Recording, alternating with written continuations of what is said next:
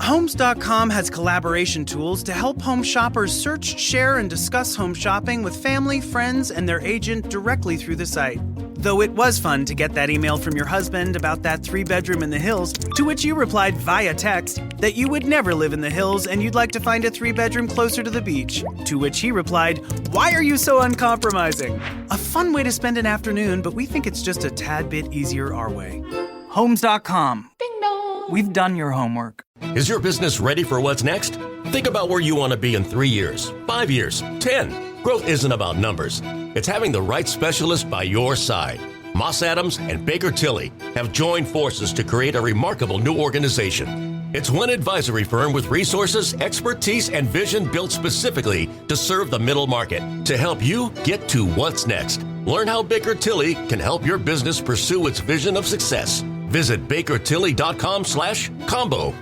In the UEFA Champions League, every moment is a story. Bukayo Saka scores! And every great story needs an audience.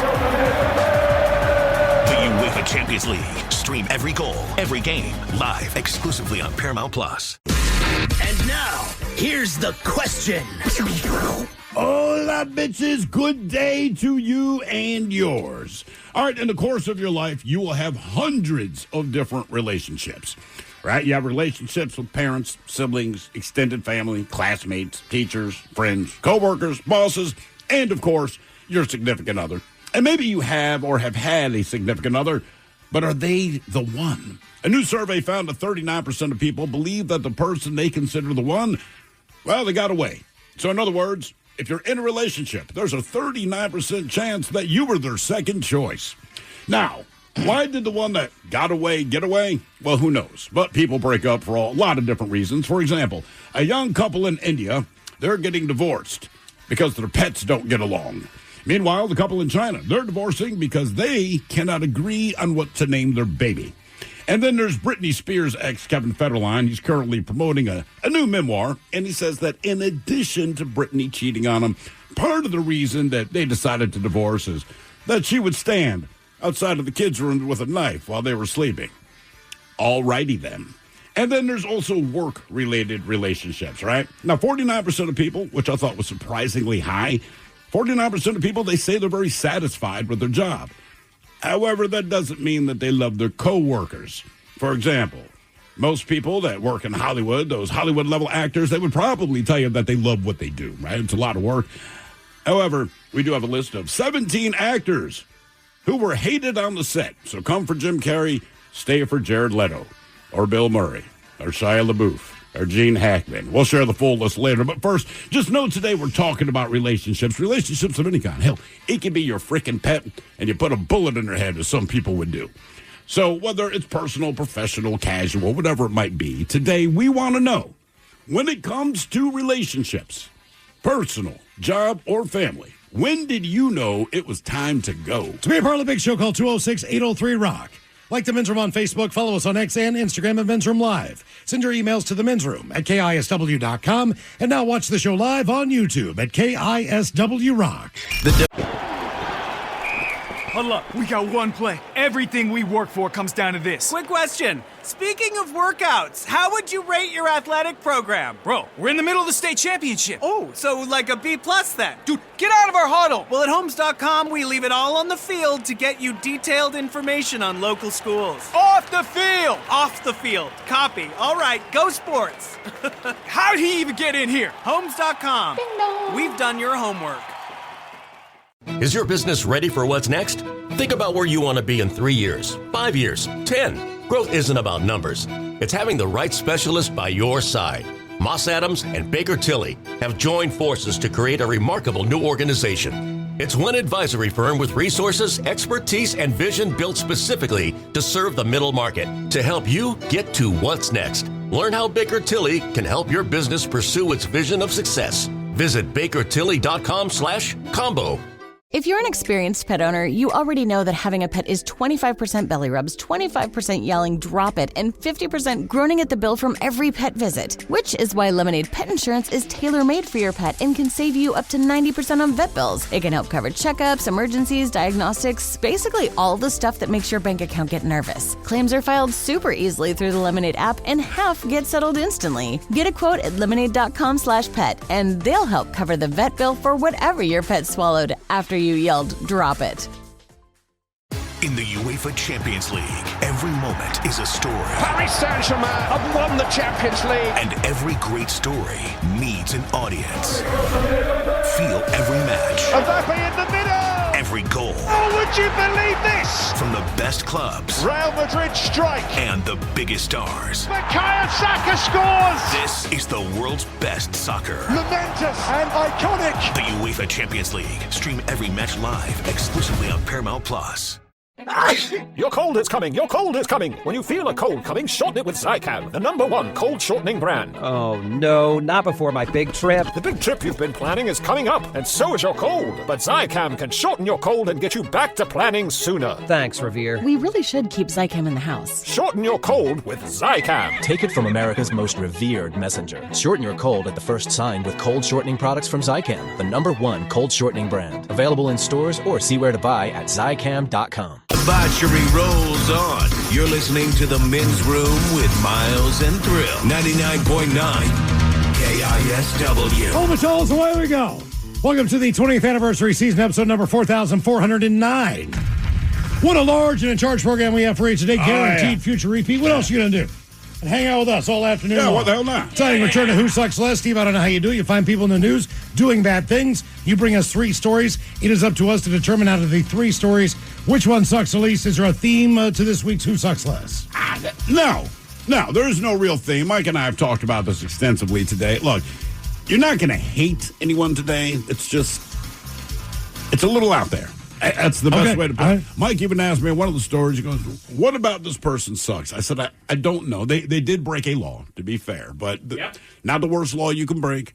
But when you go through the rest of the story, it's like, that's why I brought the story in, because it just goes sideways. Okay. That's the best way to put that. Who Sucks Less is coming up for you at 4:30. But you'll know who sucks. On the program. What else do we have for you? A couple programming notes. If you did not hear, we are now on YouTube. You can watch the show live every single day. Subscribe, if you will, at KISW Rock. And when you get there, do us a favor. Smash the like burger, as we like to call it. The old thumbs up. The more thumbs up we get, apparently YouTube likes that. I guess. I still don't really understand the whole thing, but just do it because it's positive. It's the algorithm. We just need it. It makes us look good. Since the company spent all this money on these cameras and everything else, just makes it look like, you know what, maybe these guys will be something someday. Yeah, there you go. You know what I mean? Yeah. So help us out. Watch the show on YouTube and don't comment on the looks of us or the clothing that we wear. Because we're still just radio guys. We know. We have faces for radio. Yes. Thank you. That's right. Yes, Look, exactly. Radio people that look good are on TV.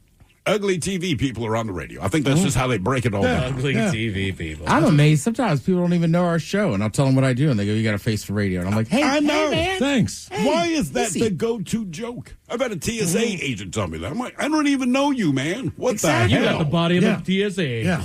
Couldn't be a real cop, huh? Oh, here's one for you.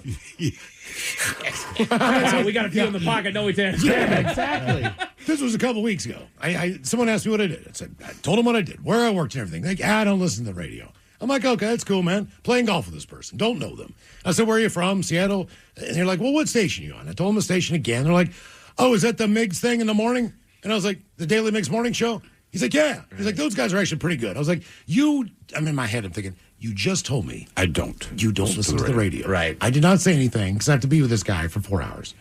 So I didn't want to press the issue. Well, apparently you do listen to the radio, and you listen to the station I'm on. Well, why didn't you just ask, like, they actually come to your home and perform their show again for you? That is cool of them to do. That is community outreach. That's exactly right. Because you sound like you listen to the radio. How long you been there? 20 years. 20 years on one radio station. Check it out. Well, maybe I will check it out. Nah, Speaking of 20 won't. years, in celebration of more programming notes, of 20 years right here on The Rock, we have brought back the Men's Room Drinking Team T-shirt. Because that has stayed true. And, you guys voted on it at the 20th anniversary party, so we went back and put that in the Rock Shop. So it's available to pick up now at KISW.com. And today we're going to talk about relationships. Now, personal being, someone you dated a friend of yours, someone you know, an acquaintance, your job and family. When did you know it was time to go and get out? Oh, yeah. And we start with a story out of India, where a young couple in India has initiated divorce proceedings after repeated failing attempts to get their pets, a dog and a cat, to get along in the family home. How did they just figure out now? I just feel like, look, if I'm now married, then whatever was leading up to the marriage, if we both have pets, I feel like that's something you would have done a test run on. They bonded over the fact that they're both animal lovers. All right. They became friends and later married. So it is more than just a little ironic that the love for their respective pets may be what breaks them apart.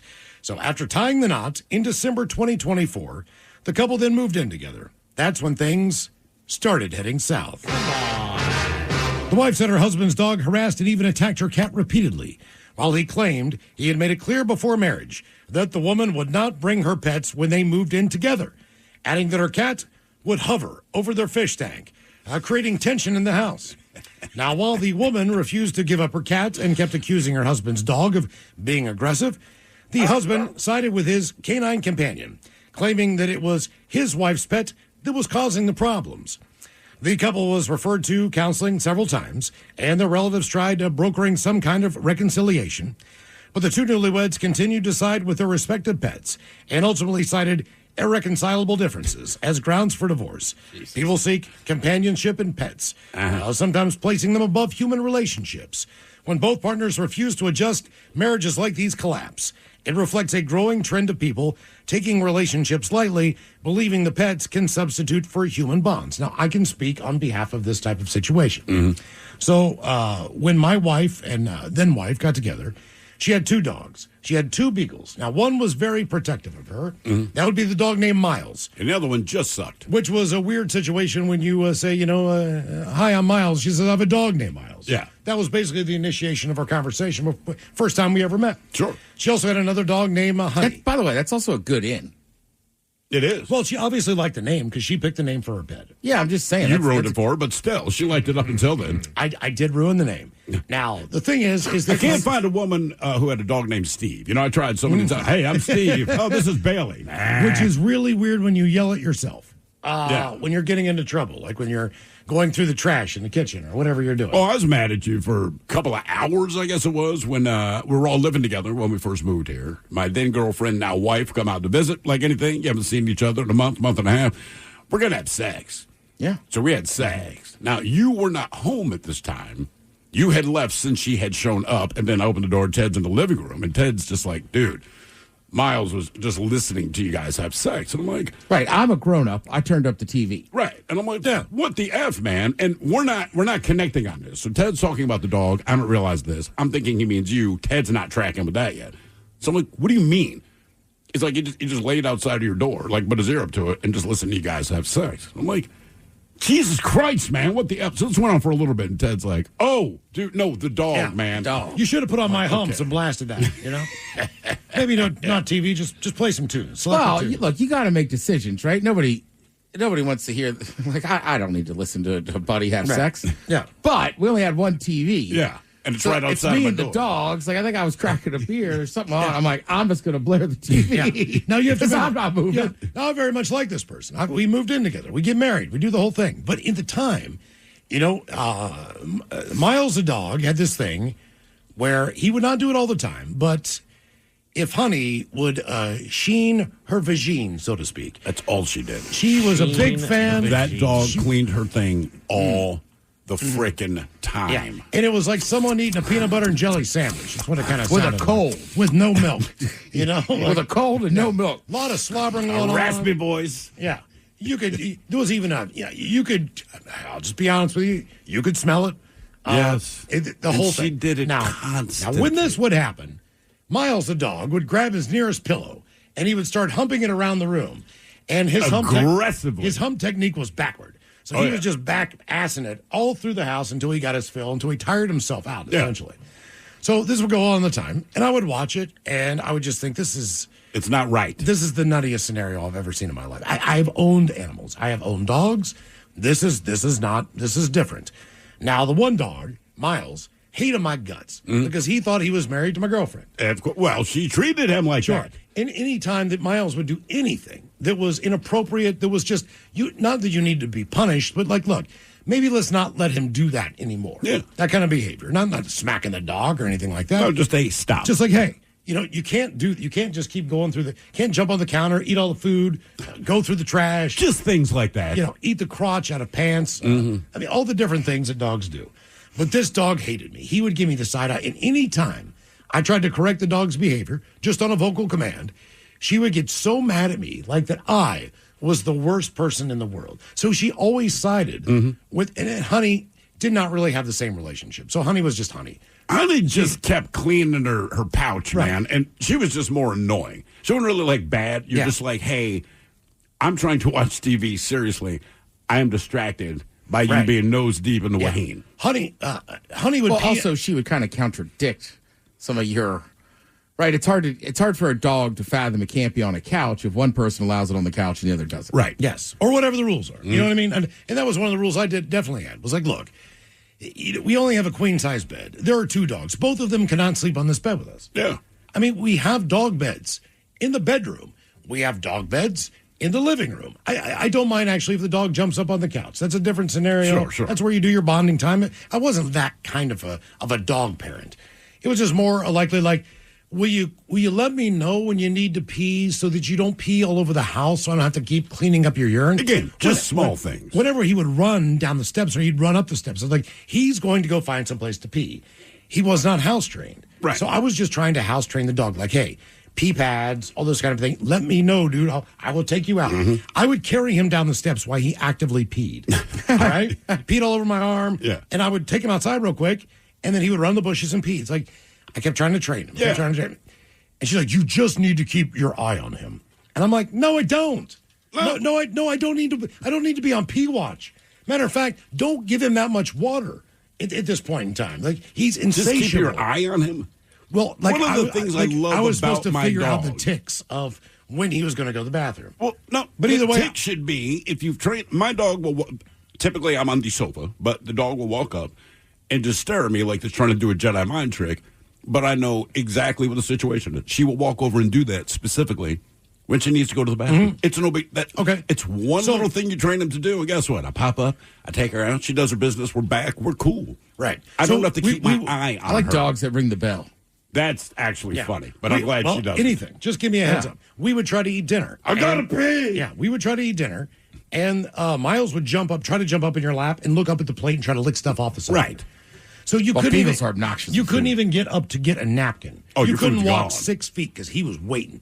He was waiting for you to leave for any amount of time so he could put his front paws up, lift up on where the kitchen table was, and snack some of it from your plate. So here was my solution. What we'll do is this: we will, right before we're going to eat, we will feed them at the same time. So we will put 2 bowls down, let them eat, and then we will go down, sit down, and start eting. It didn't matter. No. Like, it did not matter. Dogs always want your food more than their food. Right. That is a guarantee. Yeah. So, I don't know. I'll never forget this. I just buttered this roll. I don't remember. Okay, it was a hot buttered roll, but I went up for seconds on something, and I can't even remember. I couldn't have been in the kitchen that long. It's one giant room. This is a town home. It's one level. Yeah. So the kitchen, the living room, and the kitchen table are all in one area. So you can see it's a little open air room. So I could see everything what was going on. But as soon as I turned my back, I turned around, and I see Miles gone. He's gone. Very unusual at dinner time for Miles to be gone. Yeah. He's right underneath your feet. I look around for him. I look down. My little plate where my roll was, roll's freaking gone. Of course it is. Now, she was sitting there. She witnessed this. And she still didn't She say didn't anything? say a word. The dog stole. She kind of thought it was funny. The dog stole the roll. It is funny, but you still have to say something. Right, like, dude, get down. Like, get down. No. It's like a kid. Anything. Half of the things they do are funny, but you still have to reprimand them in But some there way. was no reprimanding going on during Yeah. this time. So then which you never do, is never make the step anything the disciplinarian.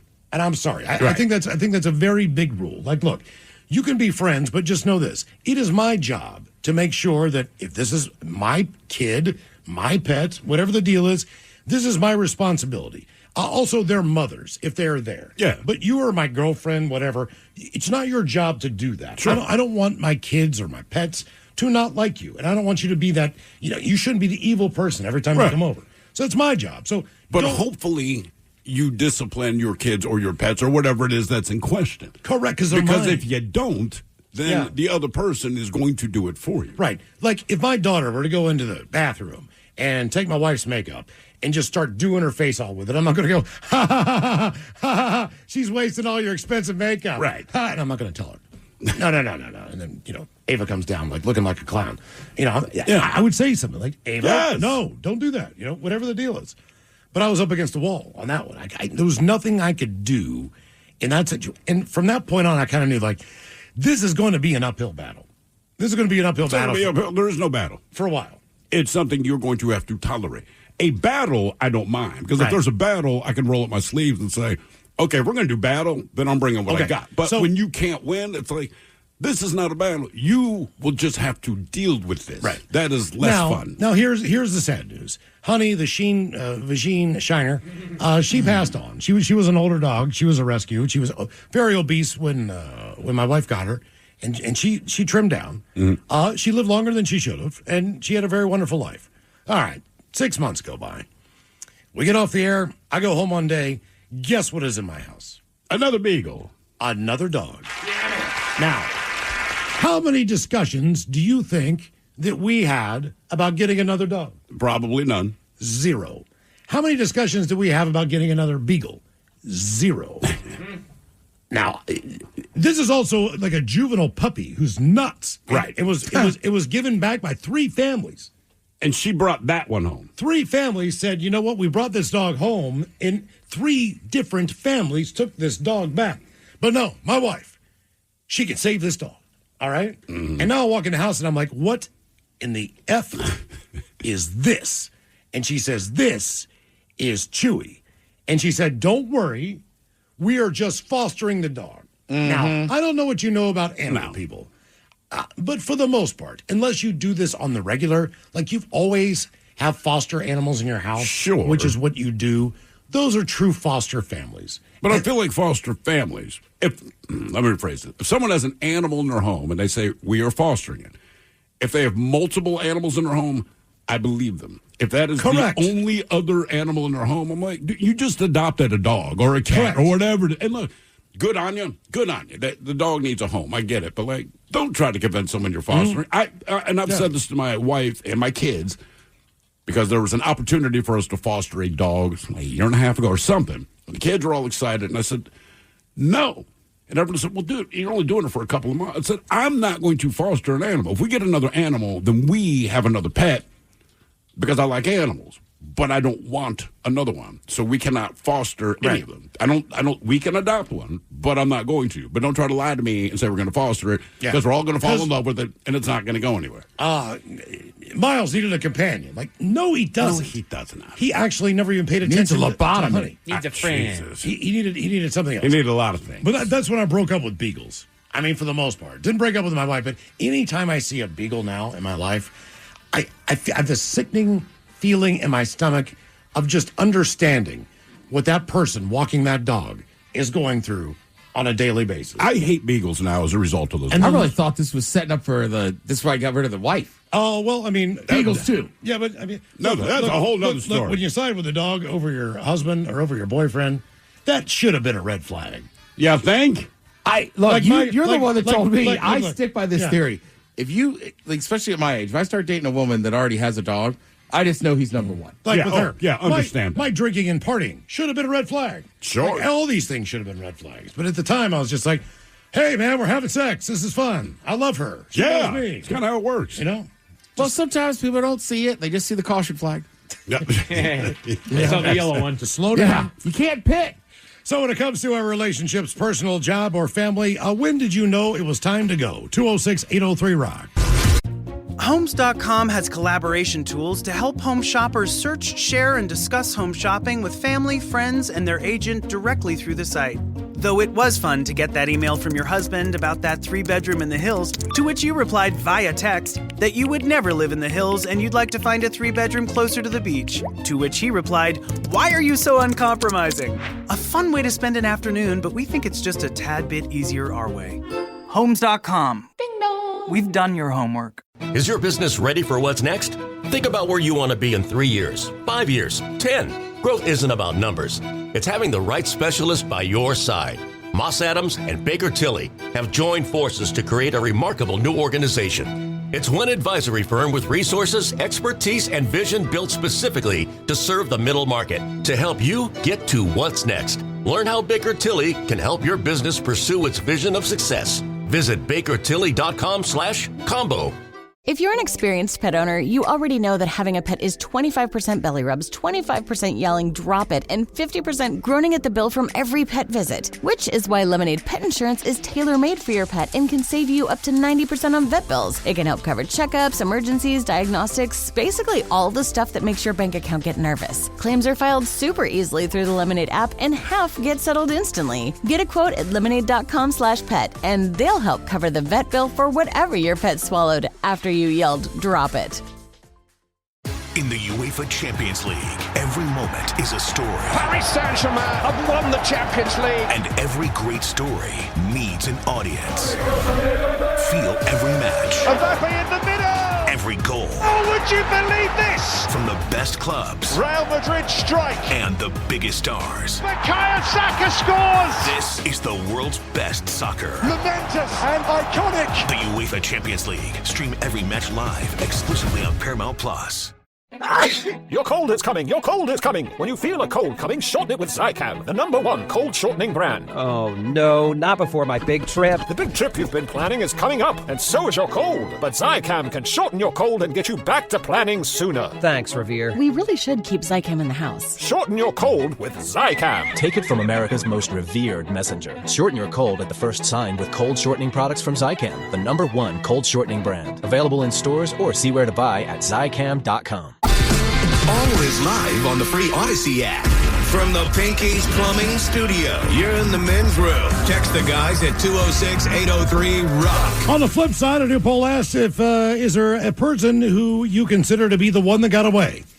39% of people said yes. Here's a breakdown. 11% of people said there's someone I currently feel this way about. Another 28% said there's previously been someone that I felt about that way. 46% of the population have never felt that way about anyone, even if they're with someone now. That makes sense. It's kind of weird. I mean, I would never admit that. Well, it depends how long you've been with someone. Yeah, but you could also say there's never been a one that got away because I'm with you now. Yeah, it's a good thing to say if they're present. Correct. I mean, yeah, I think every time you date somebody new, for me, like I'm like, oh, that's the one that got away, but I don't know. You date somebody new and like, all right, well, if we're together, then you're the one. Yeah, you're the one for now. Yep. It just works. And if you're still the one, but don't throw in for now. That suggests I'm smart enough to know not for now. Well, I've been in it too long now. I can't. Well, actually, I guess I could. Been together for 20 years. You're like, okay. Yeah, actually, just quick side note. We got pulled over Saturday, all right?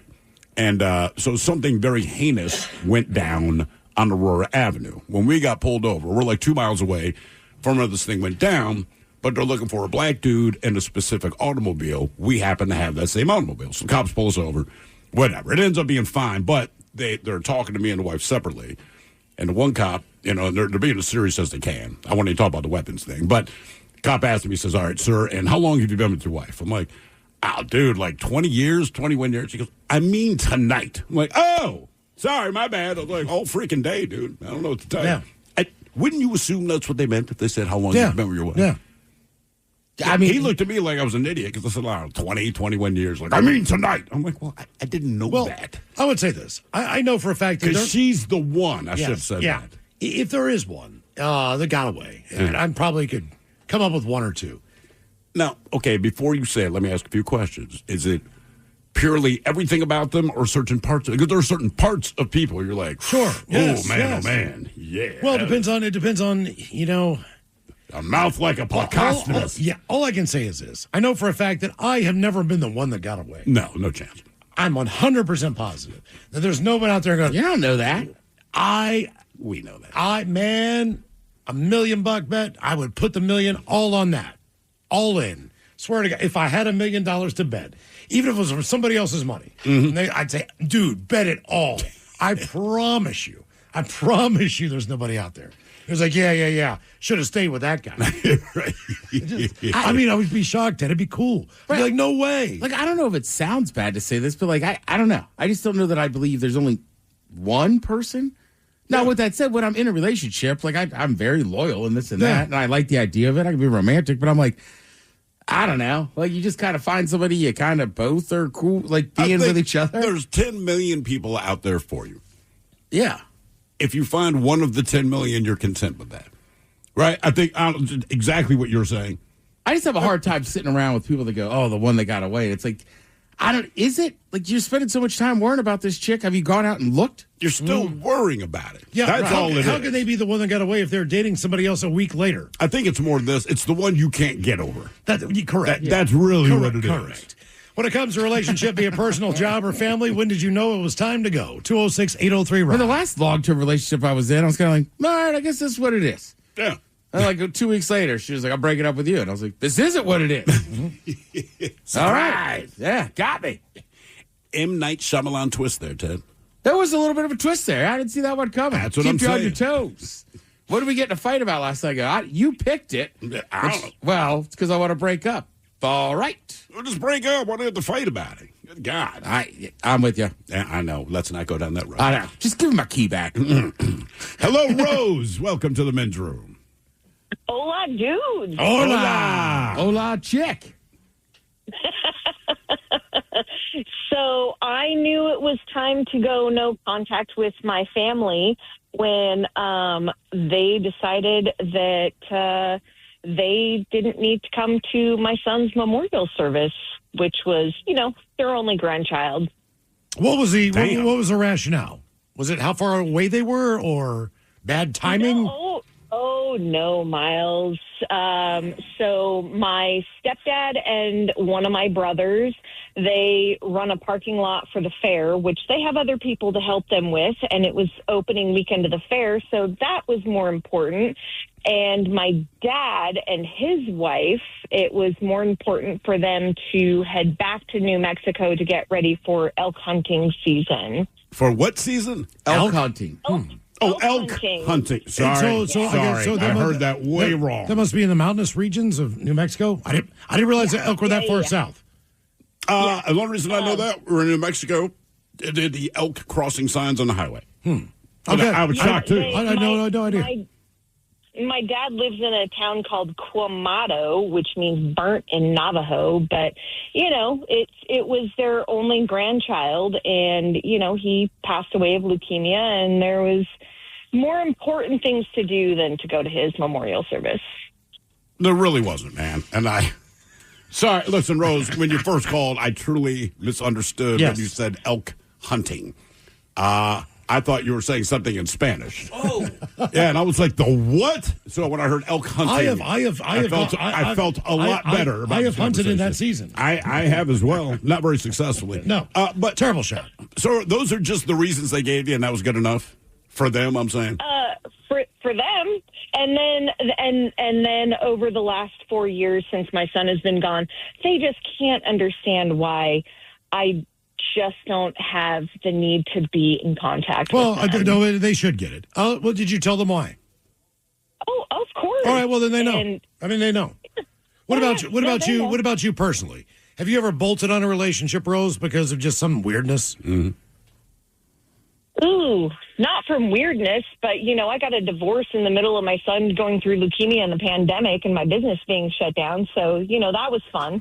It's getting it all done at once. It really is. Why are we getting a divorce? Like, what led to the divorce, I guess, is the point. Because we sucked at being married. Okay.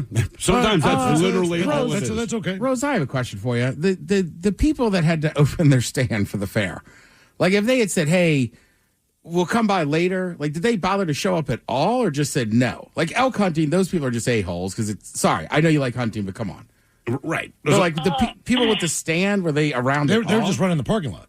Or the Well, parking? so Ted, to answer your question, the biggest part of the memorial service was showing the Goonies at a local movie theater here in Tacoma, which was far before the parking lot needed to open for the day of the fair. So they could have made it prior to the busy part of the day of parking.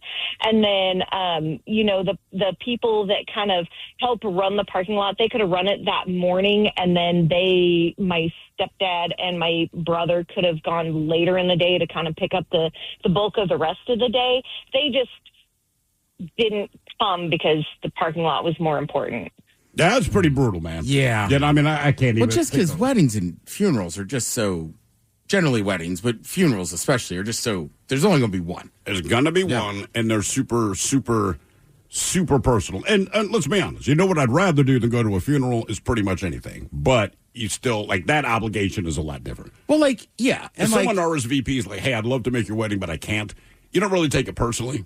Kind of go, yeah. Okay, I get it. I feel like if it's a funeral, like, look, can you just drop what you're doing just for a couple of hours? See, for me, and sometimes, like, I don't know, it's weird. Like, when my dad passed away, like, I had a buddy, we were super tight, right? But over the years, we just haven't been as tight. Sure. It's like, it's funny, his cousin came, but over the years, I've been better friends with the cousin than him. And I remember the cousin was so mad that he wasn't there. And I said, man, it's not that big of a deal to me. Right. But I've been on the other side, too. When one of my friends' dads passed away, I really got annoyed with one of our friends as they didn't show up. I said, that thing you were doing wasn't that important. What's weird to me is we've had a couple of people pass in the last few years, and it's mostly been on the East Coast, but we always get the, hey, this can be the date of the funeral. Don't feel obligated to come. I'm like, I'm not coming because I feel obligated. The reason you told me that this person has passed is the reason I'm going to come to the, and you want to take time off from work and just spend the money and fly out there. Like, I'm not doing this because and that's what I was saying to Rose. Like, you got to, even if something comes up, whatever, like, I get it. But, like, when Brendan Looney, right, wear him on my wrist every day. When he passed away, right, he's a Navy SEAL. Like, I flew back when I thought the wedding was going to, or the funeral was going to be. Yeah, that's twice in 1 week. It is, I know. It wasn't because it took time. Like, I still don't think the government's told us what happened to him. They won't. But it took time to get the body back and stuff. But I still went back and saw his parents. Yeah. Saw his brothers. Yes. So, like, right, just like with that thing with Rose, like, Jesus Christ, people show up to something. Well, the thing is, with Rose, that's family. And for me, I can definitely get into relationships. I broke off friends. Sure. Relationships that were, with another person I live with, job. Family-wise, I'm still good. I have never, there's nobody that I have cast off, so to speak. There's been a family. Not even Juan. Well, Juan kind of did his own thing. But no, I really just don't have adversarial relationships with my family. I just don't butt heads. I do not either. You know what I mean? I just try to keep it. There's some people on my mom's family side that for years I wouldn't speak to, just the way they treated my mother. Sure. Right? Sure. And I was like 18. It was very hard. Nowadays, if I see them, it's fine. But I'm never going to, they're not like the Smiths. Right. Like when I go back home, I will make zero effort. If I run into them, cool. Awesome. Right? My mom's repaired the relationship with them. Good for her. But as her son, you're not obligated. Right. And I was just like, you knew what you did.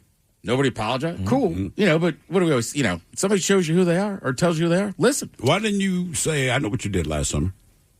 I'm saying just work it in, man. Well, I was the evil one once because I flipped him off at church. Flipped him off at church? In the parking lot. Oh. Yeah. That's great. Yeah. You know Did you say anything? Or did you just flip the bird? I just saw them. They knew my mom was going to be there. They had just screwed her over. And, basically her mom passed away. They all got lawyers, didn't tell her. Right. Just completely after. So when I saw them, it was outside the monastery, and they started walking over, and I would just double bird them. And I remember the one cousin kind of made like the prayer hands, like, oh, very nice. And across the parking lot, I went, F you, you knew what you did. Last summer. Right. I should have thrown that in. But just like, yeah. So then it's funny, over the years, my mom would be like, hey, they might be there. Like, yeah, it's fine. I don't mind. Hell, they should be worried about me. Right. When it comes to relationships, personal, job, or family, when did you know it was time to go? 206-803-ROCK. Hello, John. Welcome to the men's room. Hola. Hola. So about 2 years ago, my mother faced cancer for like the fourth time. So she faked cancer? She did. She faked cancer. Jesus. And it was kind of call it quits for me and my sisters. with her, and during this process, we kind of started digging in more to her lies.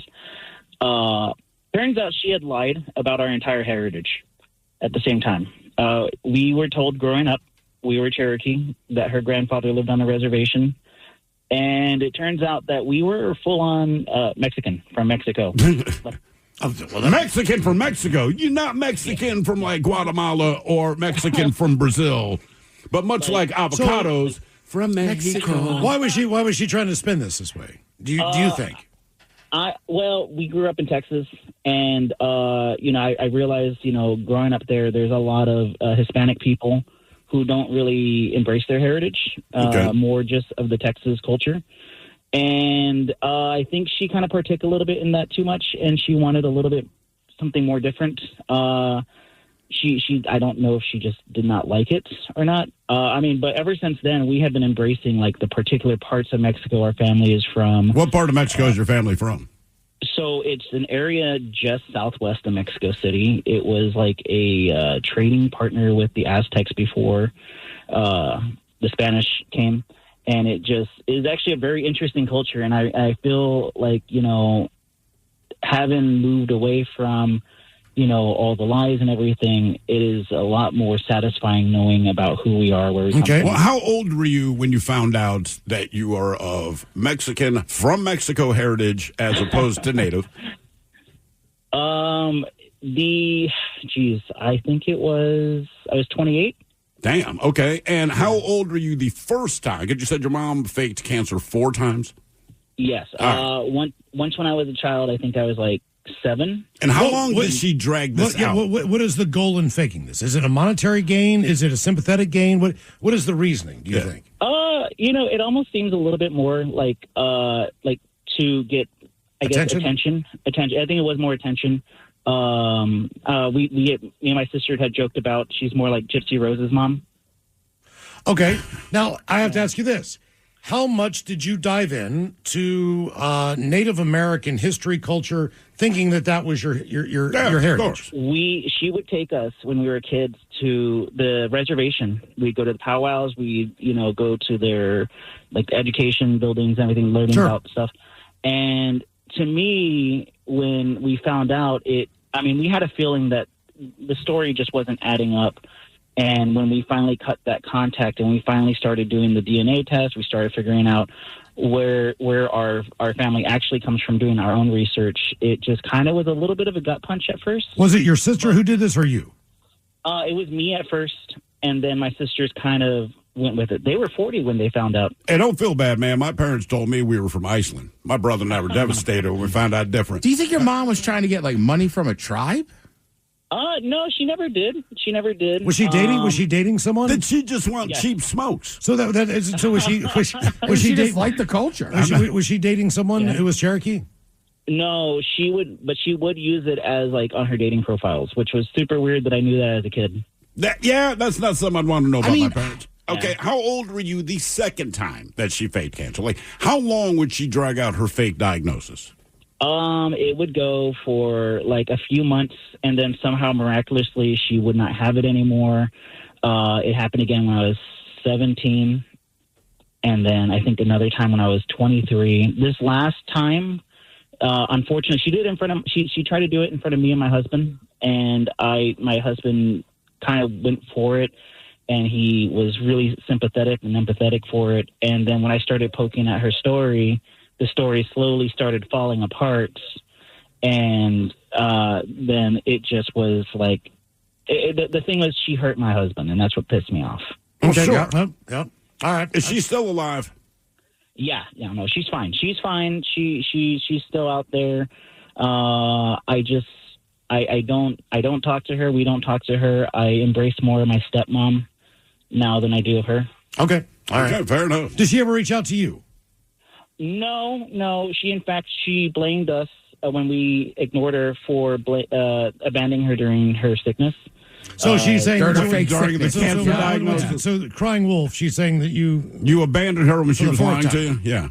Yeah. And so you son of a bitch. Get the sympathy. Yeah, she's never been wrong in her life. I guarantee. Or it's a giant fight if you call her out on something she said. Did you embrace the native culture?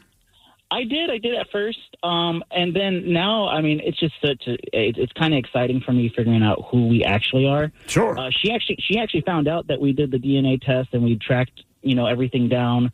She says that those are all lie. She says that those are all fake. That we're only doing it to her. Are you Aztec? So basically, it's like a sub-tribe of Aztec. Can you eat free at Azteca? I don't know what the perks are. I'm an Aliberto's kind of guy. Okay, all right, just check. I smell a food truck.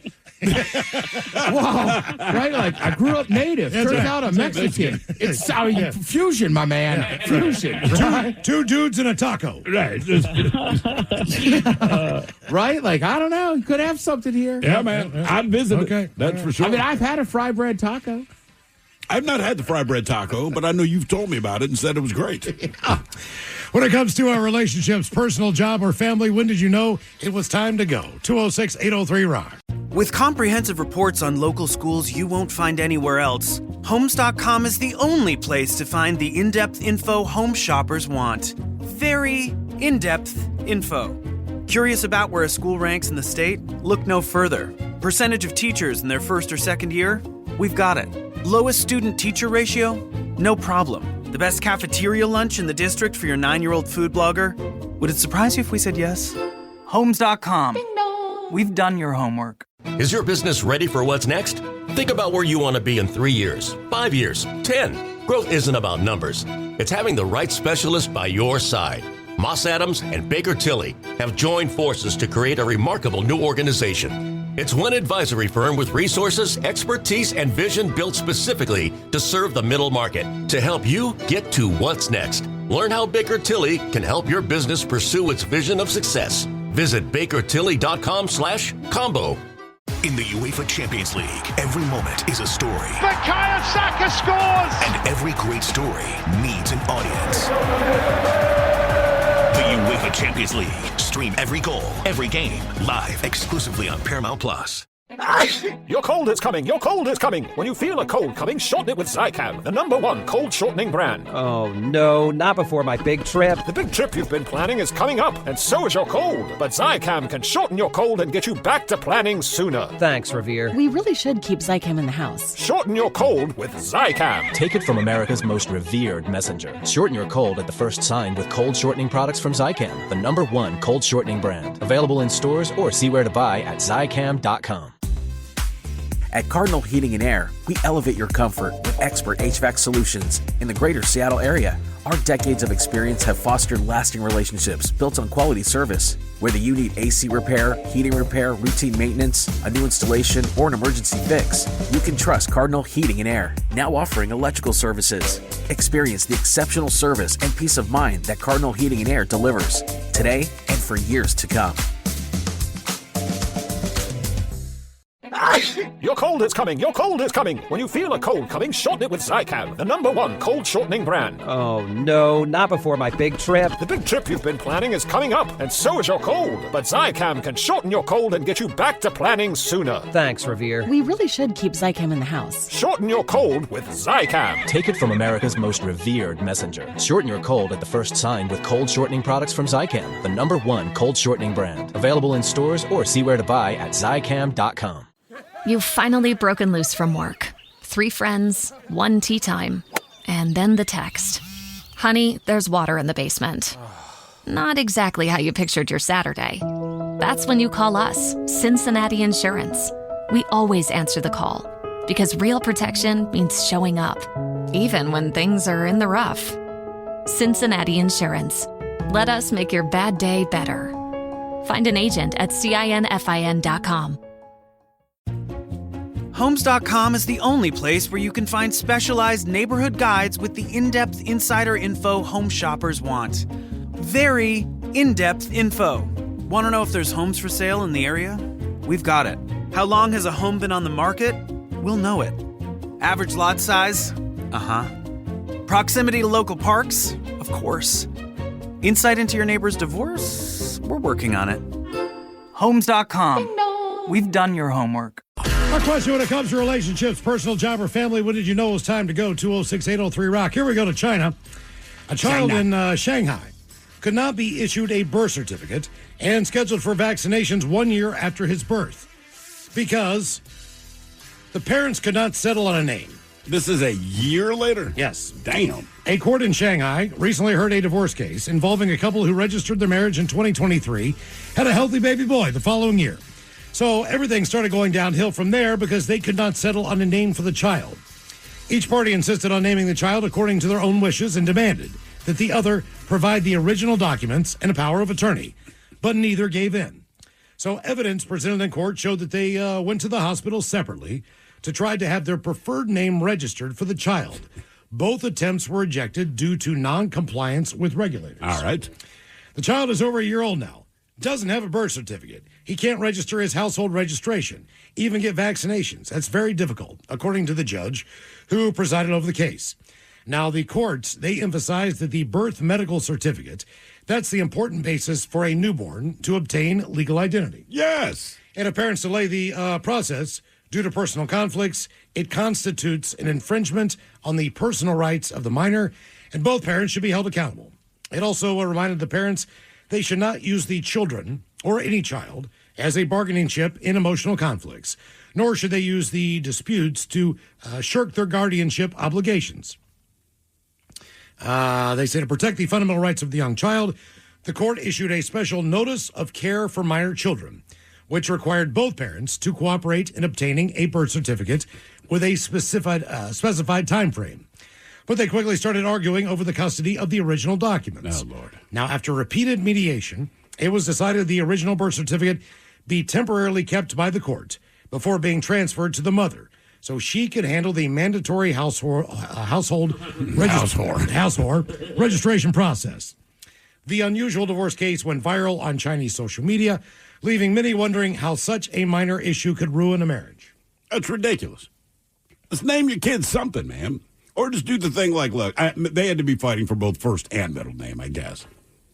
Typically, you can alter. And look, my wife and I, some of the names are easier than others, but you start with a huge list, right? And you started dwindling it down. And we didn't have an argument about it, but it was just, no matter what name she said, I would come up with a rhyme on the spot. And she said, you're making this bad. I said, I'm not trying to make this bad. What I'm saying is, once you name your kid, that's their name. So I'm just letting you know when they get to junior high school and all that, this is what they're going to hear. Yeah. So if it's an easy rhyme and you can make something horrible out of it, I'm not trying to be mean, but I'm a guy. Right, and this is what we do. So if your name rhymes with anything, we're going to go for it. I used to get Steve Hill is on the pill. Now, look, we were in fourth grade. We had heard of the pill. I didn't really know what it was. None of us did. Yeah. It just rhymed. But I didn't like it. You know, like it bugged me. That's what they came up with. You know what I mean? Oh, it's called piles. Yeah, right, exactly, which is what? Hemorrhoids in England? Is it? It is. In England. I don't think the people are calling me knew that. They weren't. But had I been there, I'd have been like, yeah, you're a hemorrhoid. Yeah, and in England, people suffer piles. Well, eventually I will get piles. That's exactly it. I did not know it at the time. Yeah. And now, as far as jobs go and relationships, oftentimes you can kind of see the writing on the wall in certain instances. Oh, yeah. But there was one job that I had where I was like, I need to get out of this. So I was working in a station in West Virginia, and they had a better paying job in Hagerstown, Maryland. So I thought to myself, you know what? It's a better shift. It's more money. But you found a place worse than West Virginia. Oh, see, I did not know that. I know you to didn't me, know that, Maryland that's where I went for vacations growing up. But you didn't go to Hagerstown. No, I did not. But I just assumed, like anything else, I'm in West Virginia. You think Hagerstown's worse than West Virginia? I do. Oh, God, yes. I do. Because, I'll tell you the difference. That in a lot of ways, you're not wrong. But the difference being West Virginia is an entire state. So you can go somewhere and say it's beautiful. There's things you can do. Where Hagerstown is just... Look, I grew up in a college town. I was fortunate. You know, I mean, as far as concerts went growing up, Grateful Dead played in Morgantown, Duran, Whitney, Houston, you name it, we had concerts. Right. We had things that were going on. We had an art scene. We had theater. We had orchestras. Mm-hmm. We had a public transportation system that ran on a monorail throughout the town. We had fluoride, goddammit. We did, well, we had Swish. Yeah. But I just did not know that. I did not know I was basically moving to farm country, which is fine. It did not have the same stuff. They didn't have chain restaurants. Like, there was no Outback Steakhouse. You had to go to Frederick for that. Yes. Frederick's the happening spot. There was no, Ruby Tuesdays or TGI Fridays or all the things that Morgantown had. Yeah. Which I didn't even, I just took for granted that that was something that was, everywhere. So I get there, and I worked there for 8 months total.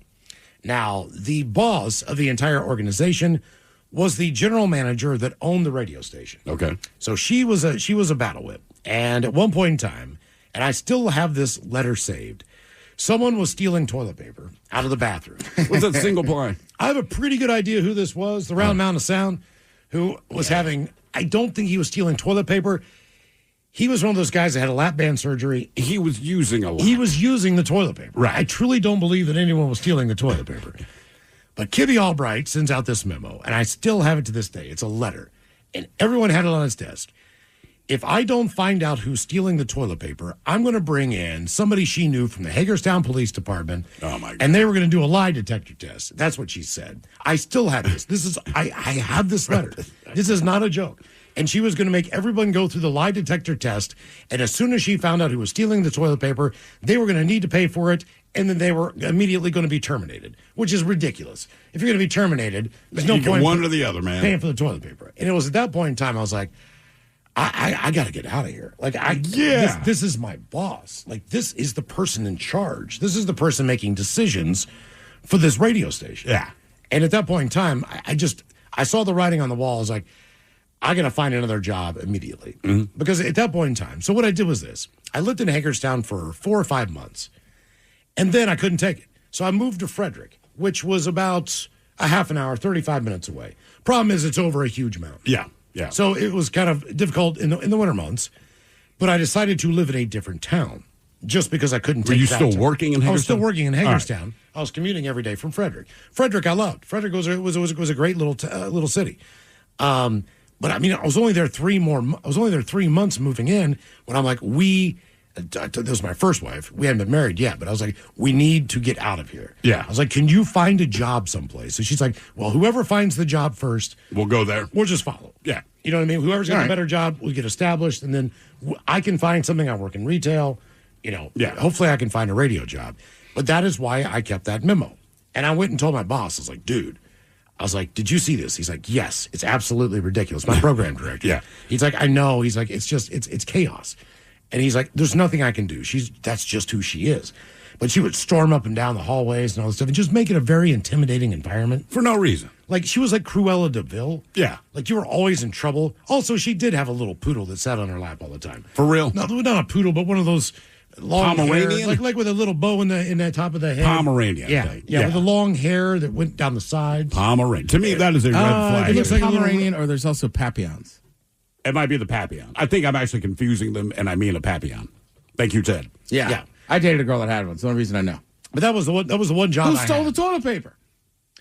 You know, honest to God, I really just think Randy was using it. No, I mean, look.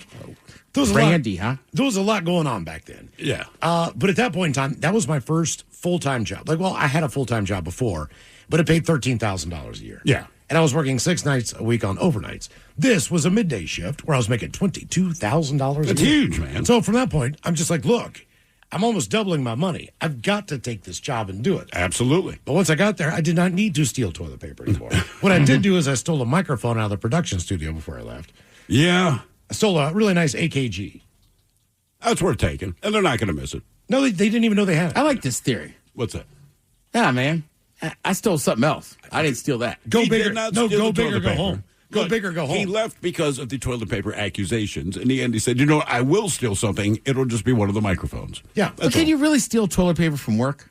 How could you prove I didn't just use a lot of work? Well, that's kind of Miles' point. This guy had lap band surgery, and if you know anything about it, a lot of toilet paper is going to be used at least soon after the surgery. Right. Putting it as delicately as I can. Was that the same guy we worked with that had that surgery? And No, that was Merson, wasn't it? He was really nice, but I think he kind of ate out of it too, right? Did he? I don't know. I believe that he did. But I do remember this other guy. I won't drop his name again, but he had the same surgery, and he did lose a lot of weight. But I do remember when he came back to work, he's a lot thinner, but was in the bathroom a lot. Yeah. And then the final straw of all this was there was one dude who was a sales guy, and his name was Andy, and he was a decent guy. Like, he was the guy that you could go out, throw down with, have a good time. Like, he was the one friend that I kind of, met along the way at that job.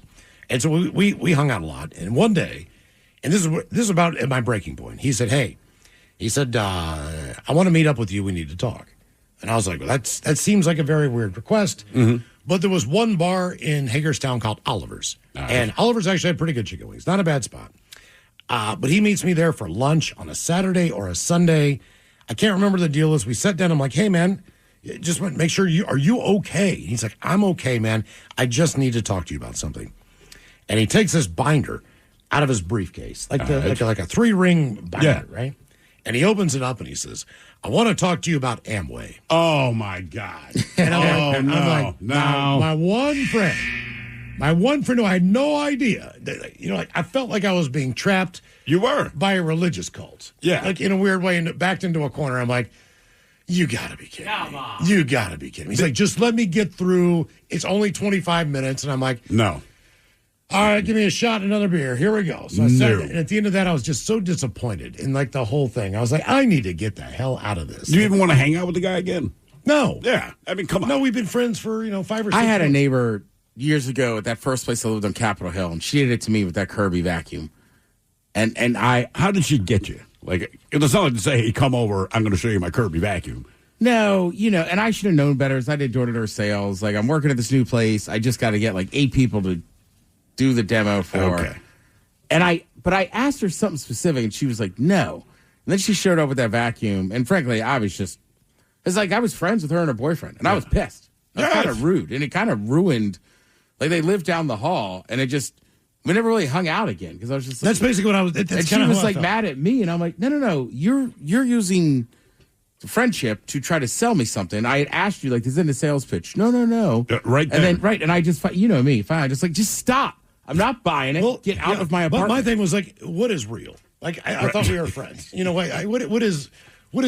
It's Amway real. Yeah. Is Amway still around? They have a different name now. Oh, do they? Yeah, they try to shake that and basically do the same thing. So same thing, different name. Different pyramid, different name for the pyramid. No, they still got Amway. Do they? Did they go back to the original name? Website and everything. Okay. Start your own business. I will say real quick, on the other end, my sister-in-law used to sell that Pampered Chef stuff. Dude, that was different. Because some of you those actually products were wanted it. awesome. That cooking stone was great. I worked with someone when I was in restaurants. So have you heard of Pampered Chef? I've not heard of Pampered Chef. Hey, just come by. And she even told me, basically, I'm going to try to sell you crap. And I was like, all right. But a bunch of us were going. Plus, she was cool, drank a lot, smoked weed, whatever. But, like, let's see what we rolled out of there with a bunch of crap. Because it is stuff you would actually use. Correct. And that's all anyone asks, man. It's very unlikely that someone just needs a vacuum cleaner in the moment that you show up. Right? Right. But if you're like, look, man, you just need a new pizza cutter because the other one's getting a little rickety, like, what? Just buy it here. Why not? Great Tupperware stuff, whatever the hell it was. You're like, cool. Right, that's why, like, a nice I know, vegetable and she peeler. was trying to make extra money, right? Both kids were in school, they're educators, but, like, I was always like, yeah, but we're using her stuff, so it doesn't feel like a trap. That's the difference. Have you guys ever been in a relationship with someone who you were worried about their actions? How so?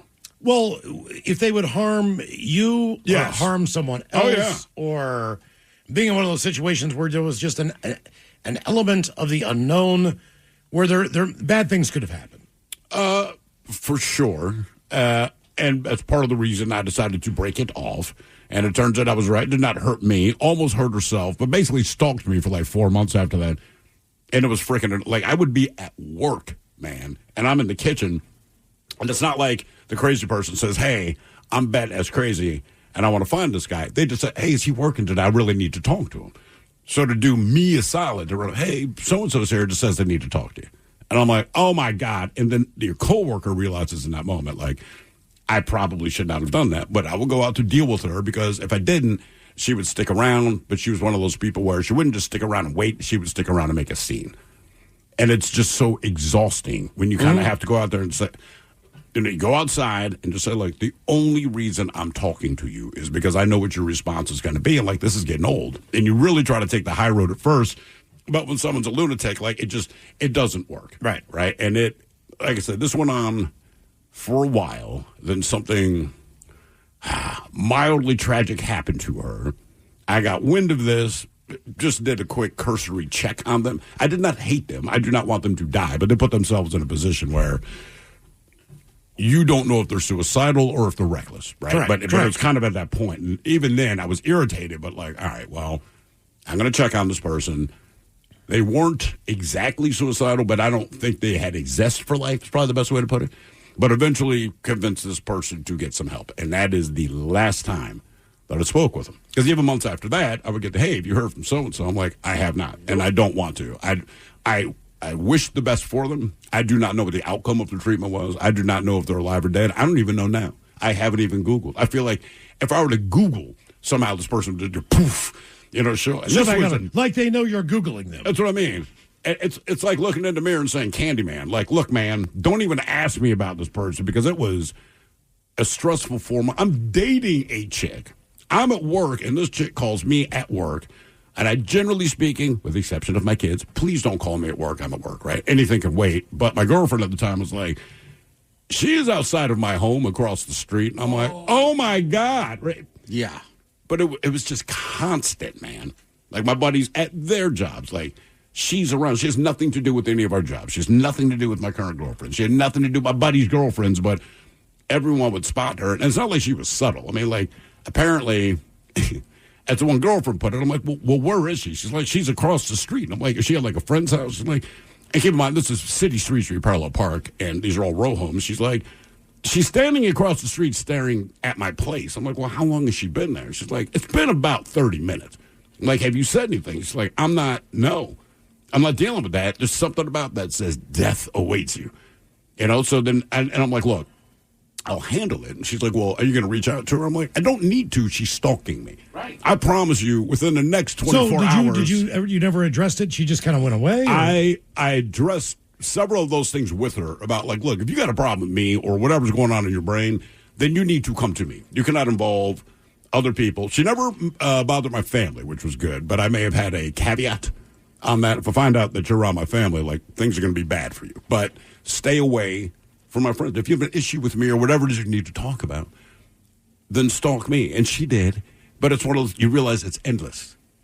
We're having the same conversation over. So what was it? You like over. Moving or getting another job? Like what was the way that she stopped doing this?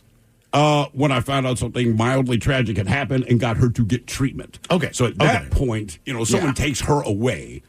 So I'm off the hook. But honestly, you're still not even comfortable because, like, I don't know how long the treatment was. I don't know exactly what they're treating her for because there's 8 million different things going on up there, right? But I'm like, when she's done with this treatment, I spent about 6 months waiting to just see her again. That's the thing. Is that why you moved to New Orleans?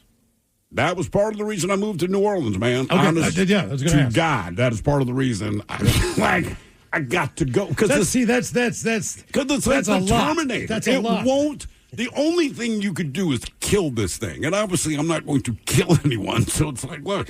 Legally, I can't kill you, but as long as you're alive, you keep following me everywhere, and it's weird, man. And like I said, I can deal with it to a degree because eventually I'm going to snap. But you're accosting my friends. You have accosted my girlfriend, and it's like, look, man, I need to go for me, just because I'm going to lose my ass. Because this is ridiculous, right? Mm-hmm. Just all the time, every day. I mean, for months, man. That's right, ladies. I'm a catch. Yeah. Well, magical weenus. I guess, but somehow it's not flattering. And standing outside. Standing outside, staring at the across the street. I found this out the hard way. There's a town in PA called Lewisburg, Pennsylvania, right? Bucknell University's there, but there's a very famous giant federal penitentiary. Okay. So I'm doing door-to-door sales in this neighborhood. I had sold this woman something. Go around the neighborhood. It's like 2 hours later. I'm standing out there waiting for my ride to pick me up. She's on her porch getting her mail. I just give her a wave. 2 seconds later, dude pulls up. Obviously, this neighborhood is all the dudes that work at this penitentiary or are state cops. Yeah. And he is pissed. What are you doing? Blah, blah, blah. He's like, get my truck. We go back to his house, and he's like, so let me get this straight. You're just selling stuff? I go, yeah. He goes, you sold her one. I go, yeah. And he goes, all right, yeah, that makes more sense. She just called and said there's a dude waving at her from across the street. Jesus. Worked out well. Guy ended up buying one off me, too. Yeah. Are you serious? Well, then he felt bad. Because he didn't arrest me. Was this a coupon book? Yeah. For like Domino's Pizza. Sure, why not? But like there's snow on the ground. I'm just standing out there, so I just wave thinking this will calm her down. Yeah. Not thinking it's dark. She thinks she's about to get murdered. Yeah. So, oops. Yeah, so I get what your ex, the girl you were dating with, who was like, she's standing out there just staring at me. No one was comfortable. When it comes to relationships, personal, job, or family, when did you know it was time to go? 206-803-ROCK. Your cold is coming. Your cold is coming. When you feel a cold coming, shorten it with Zycam, the #1 cold shortening brand. Oh, no, not before my big trip. The big trip you've been planning is coming up, and so is your cold. But Zycam can shorten your cold and get you back to planning sooner. Thanks, Revere. We really should keep Zycam in the house. Shorten your cold with Zycam. Take it from America's most revered messenger. Shorten your cold at the first sign with cold shortening products from Zycam, the #1 cold shortening brand. Available in stores or see where to buy at Zycam.com. You've finally broken loose from work. 3 friends, 1 tea time, and then the text. Honey, there's water in the basement. Not exactly how you pictured your Saturday. That's when you call us, Cincinnati Insurance. We always answer the call, because real protection means showing up, even when things are in the rough. Cincinnati Insurance. Let us make your bad day better. Find an agent at CINFIN.com. Homes.com has collaboration tools to help home shoppers search, share, and discuss home shopping with family, friends, and their agent directly through the site. Though it was fun to get that email from your husband about that 3-bedroom in the hills, to which you replied via text that you would never live in the hills and you'd like to find a 3-bedroom closer to the beach. To which he replied, "Why are you so uncompromising?" A fun way to spend an afternoon, but we think it's just a tad bit easier our way. Homes.com. Ding dong. We've done your homework. Coming at you live from Auto Trader, here's New Car Energy. They're searching inventory. You can make a budget for your wallet to help you succeed. It's smarter car shopping just for Find you. your next ride at autotrader.com, powered by Auto Intelligence. Is your business ready for what's next? Think about where you want to be in 3 years, 5 years, 10. Growth isn't about numbers. It's having the right specialist by your side. Moss Adams and Baker Tilly have joined forces to create a remarkable new organization. It's one advisory firm with resources, expertise, and vision built specifically to serve the middle market to help you get to what's next. Learn how Baker Tilly can help your business pursue its vision of success. Visit bakertilly.com/combo. You're in the men's room. All-star lineup for one night of acoustic holiday magic. Yes, indeed. KISW proudly presents Unwrapped, an acoustic holiday featuring Brent Smith and Zach Myers of Shinedown fame. The Pretty Reckless, featuring Taylor Monson. That is correct. Daltrey, featuring Daltrey. Hollywood Undead, featuring people who were alive. Yes. And a Mammoth featuring Wolf Van Halen. Who's not that big. No, he's not. Yeah. It's going to be a hell of a show. Those tickets on sale now. KISW.com. Join us Friday night, December 12th at Angel of the Winds Arena in Everett. Get those tickets now before they sell out. KISW.com. All right, a question when it comes to relationships, personal, job, or family. When did you know it was time to go? 206-803-ROCK. Hello, Dylan. Welcome to the men's room. Hola. Hola. Hey, go Mariners. Yeah, man. Hell yeah. Mariners. All right. So about 12 years ago, I was working in an IT job. And long story short, I'm sitting next to a guy who is just a bundle of rage. He is chain smoking, energy drink chugging. Every time the phone rang, he would have to curse out loud before he picked it up just so he could let loose some of the rage, right? All right. Just your typical IT guy. So one day... Is that a typical IT guy? If you're calling about a printer, yeah, probably. Okay. In our experience, I would say that's about right. Until now. Until now. We've had 2 normal ones, but we've worked with some crazy IT guys. Some definite, I would say, interesting folk. That is a kind way of putting that. Yes, that is true. Very, very kindly putting it. So this kid, he probably looked like he washes his hair once a week. He should be nowhere near people, pretty much. So one day, someone has the audacity to call him up and ask him a question, and he answers it and just flips out and goes outside to chain smoke and probably chug a Red Bull or something. And he comes back in a minute or so later, and he's got this, S-eating grin on his face, right? Something happened. I'm like, okay. So he's the type of kid that's wearing steel-toe boots to a desk job. Okay, weird, whatever. And he pulls his boot off, and he's got his sock, and it's all bloody. And I'm like, oh, my God, what is going on? He pulls his sock off, grabs a pair of pliers, because he kicked something outside in his steel-toe boots, and his toe's all bloodied, and he rips his large toenail off. Okay. That was it for me. I was done. I was like, I had 4 months next to this guy. That was it. I could handle the stress. I could handle the freaking out every time the phone rang, but he just pulls that thing off with pliers and the sock and everything's bleeding. I'm like, this is a 9-to-5 job, man. What are you doing? What did he kick, like a wall? Of course, I barely remember it because I tried to block it out. But he said he kicked like a giant tire or something. Yeah, he kicked something that did not have any give in his steel-toe boots. So you said it must have. You worked with this dude for 4 months, right? And he's the reason why you wanted to get out of that job. That was the moment. Yeah, I definitely didn't like working with him. I had other plans already. That just essentially sped those plans up at light speed. How long did it take you to figure out that this dude is just someone you never want to be around? Not long. I mean, you know the type. I mean, it is just like he is just angry all the time. He's probably mid-20s, so this is 12, 13 years ago. If he's still alive, I would be shocked that his heart didn't give out by now. Like, I mean, just or his teeth. Anger. Yeah, that makes sense. Or his teeth, drinking all the Red Bull. Yeah, we worked with some of those guys. Chain smoking, ridiculous. Yeah, we used to work with a guy, and he worked in, was he IT or traffic? I want to say he worked in traffic, which at a radio station and or TV. Insanity? I assume, yeah. You are the person, you're kind of the liaison between the salespeople and the programming side, but you're responsible for organizing and coordinating all the commercials. I will say this.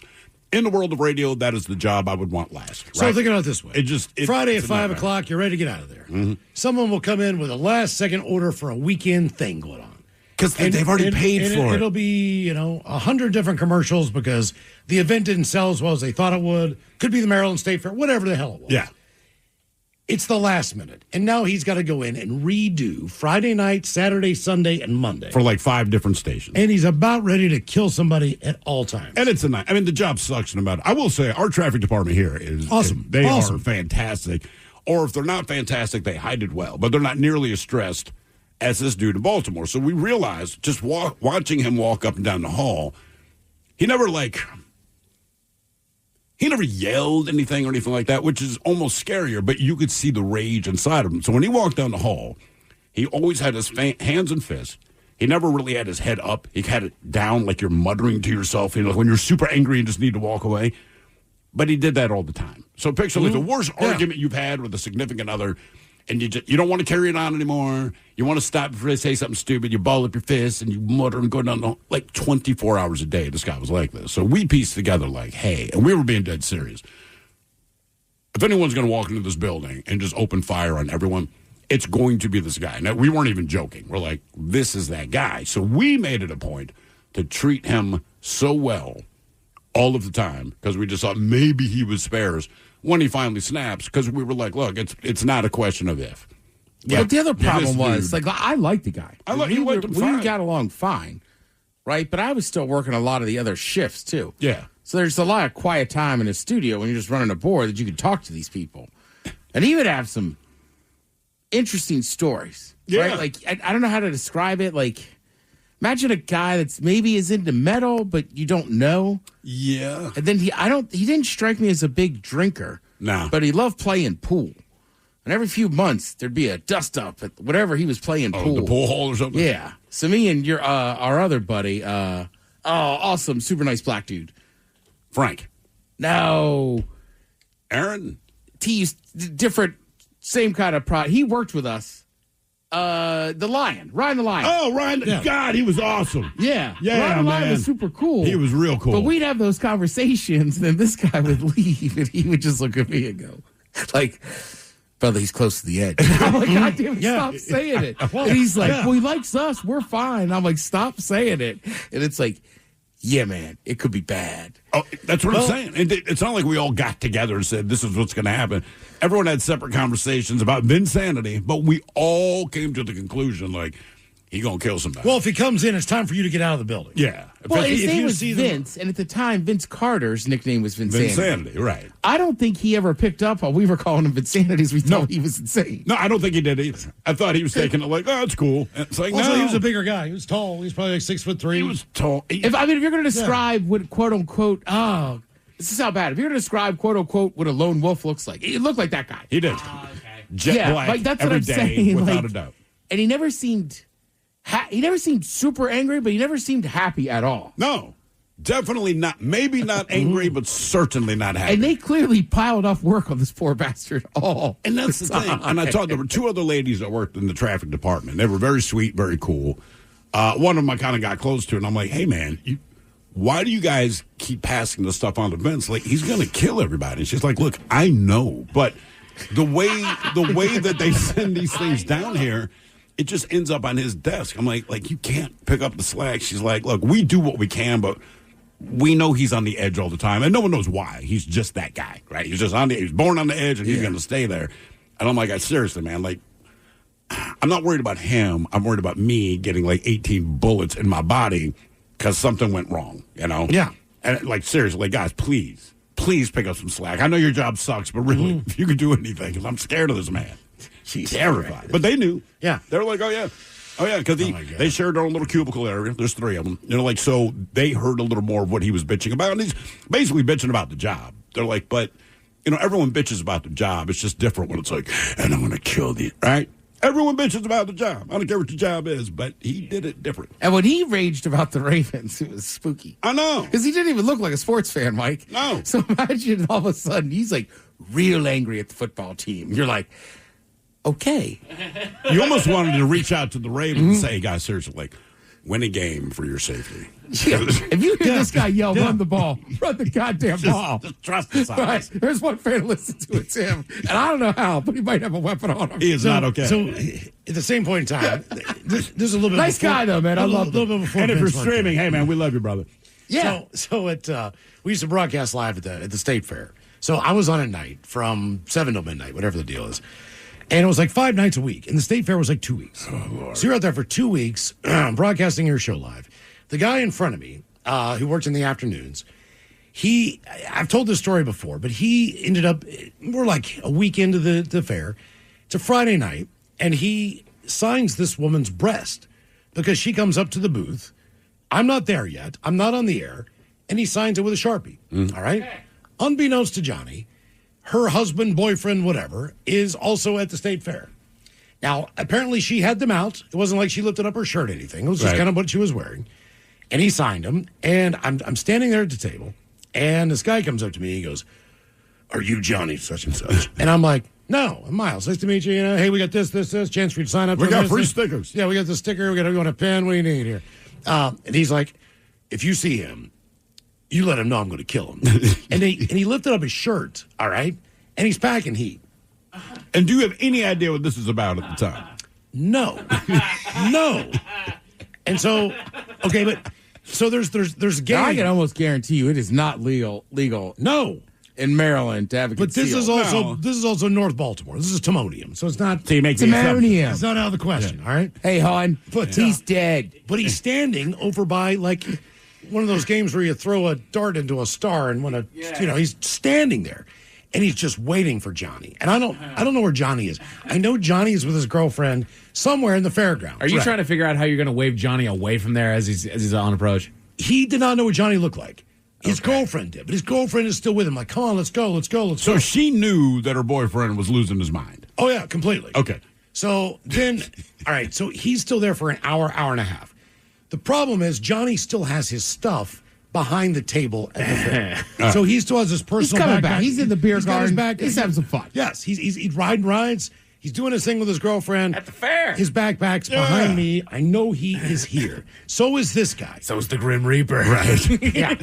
His reckoning. So this is how. So we had a two-way communication. This is not even this is before the days of cell phones. Yeah. For the most part. So I call up the guy who's running the board, and I said, hey. I said, you need to patch me through to Pasha, who's my boss. Yeah. And I need to talk to him one-on-one. You need to put the phone up to the Marty unit, and I need to talk to him. So he's like, what is going on out there? I was like, dude, there's a guy with a gun. He's going to kill Johnny Kramer. And he said, are you serious? I mean, he's been standing out there now for an hour and 15 minutes. His girlfriend's trying to get him to leave. He's like, I'm just afraid that I'm going to get shot, or because he didn't really believe me that I wasn't the person, kind of. Because he's kind of like, you trying to Jedi mind at me? Like looking at me like, Johnny, it's you. Yeah, like thinking it's me. So then I'm like, okay, look, I'm not going to take the next couple breaks. This is a huge state fair. Yeah. So I grab Johnny's backpack, and I go running around looking for him. I cannot find him anywhere. Turns out at the time he was on the Ferris wheel. But it takes a while. Yeah, it does. It does. It takes a while to get off. When you get down there to kill him. But I'm looking for him. Now, by the time I get back, to the booth, Pasha has already made the executive decision that we all need to get out of there. Yeah. Okay. So the promotions department is tearing down the thing. He has called the chief engineer, Kenny Cardoso, who is on his way to break down the van and get rid of all the broadcasting equipment because he didn't want the van because he was afraid the van was going to be vandalized or whatever or shot at. Right? Because this thing just sat there for 2 weeks. The van did. Yeah, it didn't move. But he instructed him to go down there and get all the crap and pull it out. They're tearing down the tent. They're tearing down the table. I get back there. I'm like, what did I miss? Right. What happened? Nothing happened. It's just the boss going, you all need to get out of there now for your own personal safety. All of you should get out of there now so you don't die. That's the way Passion talks. Right. So then eventually, guess what I ran into in the parking lot? Oh, look at that. Johnny and his girlfriend. And I'm like, Johnny, do you understand what's going on right now? I was like, do you understand why I have your backpack? Do you understand why there was no table there? There was no tent? Why I have all your stuff with me? Like, I'm going to see you tomorrow. I'm just going to bring it in. But, dude, I have all your things. He's like, I know my car keys are in there. So it was just by chance that I ran into him in the parking lot because all his crap really was in his backpack. But yeah, Patch was like, "You're all out of there." Like, there was like 3 promotion girls, there was a promotions director involved, everything, and we didn't broadcast for the first 2 nights of the next week. We came back on a Wednesday. Would you go back? And I wouldn't. They finished the week out. But he's like, "You've got to be kidding me." Did Johnny go back on the air? He never broadcast from there again. Okay, I was going to say, like, at least don't send his. I mean, it's just going to be my show at night. As somebody that has signed a few pairs of cleavage, yeah, I don't know. It never dawned on to be like, is this okay with your boyfriend or husband? I just go, all right, I'll sign them. I wouldn't think to ask because you're the one offering and they're not his property. Correct. That said, if he's a psychopath, I would assume you're not asking me. I am never because if you want my autograph, I assume you also don't want me to die. And then every once in a while, you'll have a dude roll up. Hey, man, you saw my wife's tees? I'm like, okay. I mean, like, is she cool with that? Right. And, okay. But this guy did show up at a couple later events. Still looking for him. Yeah. Oh, he was. This guy was nuts. He was out of his mind. I mean, you got to remember, he had a gun that was unholstered in his pants with a T-shirt covering it. Riding rides at the fair, by my name. Yeah, I know. Jesus Christ, man. You know what I mean? Like you get on a roller coaster that jostles just enough. Just shoot right in Johnson. Sorry. Yeah, me, my gun, my Johnson. There you go, exactly. But yeah, that was one. Your girl and your Johnson. Good times. And the state fair was stressful enough working there, man. It just was. It was like most people don't even know what station you're on. They do not care. They just want to know what free crap you have. And then a lot of people, and I don't know if this is true in Washington, but it certainly was in Maryland. You could tell people, like, hey, man, we're on the air. Meant absolutely nothing. They're just straight up having a conversation with it. You're not talking to them. They know you're not talking to them. You're obviously doing a broadcast. Meant absolutely nothing at all. I never did anything from the fair, but I ran the oldie station, and they had a truck that had like a big window in it. All right. So whoever was working on the air of the oldie station, God, I can't remember who it was. I don't think it was Big Don, one of those guys. Anyhow, Mike, I'm back in the studio running the board. So me and this guy can talk, but nobody out there can hear him until he like is broadcasting. Yeah. And I remember he would just sit there and be like, yep, got me in here like an animal in a cage. And he goes, speaking of animals, he goes, this person in front of me looks like they've been drinking like poisoned water or something down by the bay. And I'd be like, what do you mean? He goes, I don't know, man. They don't look right in the head. This, that. Yeah. He would just describe people walking around. Walking by. Right, but same thing. And he was like, we like finish a break and he's like, he goes, they're just looking at me. And he's like, it's so odd. And he's like, they're looking at me like I'm the freak. And he's like, These people are freaky looking. They really were, man. Baltimore's got some freaks. Seattle's got some freaks. They're just totally different. Different style. I can't even put my finger on the Seattle, difference. though, I feel like in Seattle, it looks like you earned whatever situation you're in, right? Even if it's just unfortunate, but like you may have started normal and something went wrong. In Baltimore, you just drank the water. You're like, bro, you have not been okay since birth. But when you go to the There's no state fair effing way. here, like you'll meet, and like we have listeners, right? They might be from out in the cut, but they look like they could be loggers or something like this. Yeah. You meet some of those people from the sticks in Maryland, and no offense, but they look like they're from Appalachia. They look like they've been inbreeding. Yeah. You know what I mean? They look, I don't want to say the word, but they don't look right. No. It's a combination between being inbred and like living beside the nuclear pond on The Simpsons. Like both of those things happen. If they had an eyeball in the middle of their forehead, it'd be like perfectly normal. Yeah. He's got like 3 classes, you know? Like, right, you don't have to say you're from Dundalk. We know. Green ooze coming out of your ear, my man. Dude, we're not even kidding. Like, I know you're from you Dundalk. have a lump coming off of the back of your head that's the size of a cue ball. And yes, It's I'll like sign that since you asked. It's like a tumor. You saw my lump? But you never noticed it. It's just this huge cue ball in the back of your head. And No hair big deal. doesn't grow on it. Right. And none of You can't not But see. One more thing. No need to get it checked. None of their shirts fit. It's either skinny dudes in giant shirts or fat dudes in little tiny shirts. None of them fit correctly. It's a thing to behold, dude. We used to call it the I'm land scared. of the human surprise. Yeah. Because everyone that talked to you like, what? I never went to a state fair until I moved to Washington State. It's a freak show. It is. It's a different show. no. Yeah. Coming up, the return of Who Sucks Last. We got your emails on the way from the men's room at KISW.com next. Your cold is coming. Your cold is coming. When you feel a cold coming, shorten it with Zycam, the #1 cold shortening brand. Oh, no, not before my big trip. The big trip you've been planning is coming up, and so is your cold. But Zycam can shorten your cold and get you back to planning sooner. Thanks, Revere. We really should keep Zycam in the house. Shorten your cold with Zycam. Take it from America's most revered messenger. Shorten your cold at the first sign with cold shortening products from Zycam, the #1 cold shortening brand. Available in stores or see where to buy at Zycam.com. You've finally broken loose from work. 3 friends, 1 tea time, and then the text. Honey, there's water in the basement. Not exactly how you pictured your Saturday. That's when you call us, Cincinnati Insurance. We always answer the call, because real protection means showing up, even when things are in the rough. Cincinnati Insurance. Let us make your bad day better. Find an agent at CINFIN.com. Homes.com is the only place where you can find specialized neighborhood guides with the in-depth insider info home shoppers want. Very in-depth info. Want to know if there's homes for sale in the area? We've got it. How long has a home been on the market? We'll know it. Average lot size? Uh-huh. Proximity to local parks? Of course. Insight into your neighbor's divorce? We're working on it. Homes.com. We've done your homework. Coming at you live from Auto Trader, here's New Car Energy. They're searching inventory. You can make a budget for your wallet to help you succeed. It's smarter car shopping just for Find you. your next ride at autotrader.com, powered by Auto Intelligence. Is your business ready for what's next? Think about where you want to be in 3 years, 5 years, 10. Growth isn't about numbers. It's having the right specialist by your side. Moss Adams and Baker Tilly have joined forces to create a remarkable new organization. It's one advisory firm with resources, expertise, and vision built specifically to serve the middle market to help you get to what's next. Learn how Baker Tilly can help your business pursue its vision of success. Visit bakertilly.com/combo. Is your business ready for what's next? Think about where you want to be in 3 years, 5 years, 10. Growth isn't about numbers. It's having the right specialist by your side. Moss Adams and Baker Tilly have joined forces to create a remarkable new organization. It's one advisory firm with resources, expertise, and vision built specifically to serve the middle market to help you get to what's next. Learn how Baker Tilly can help your business pursue its vision of success. Visit bakertilly.com/combo.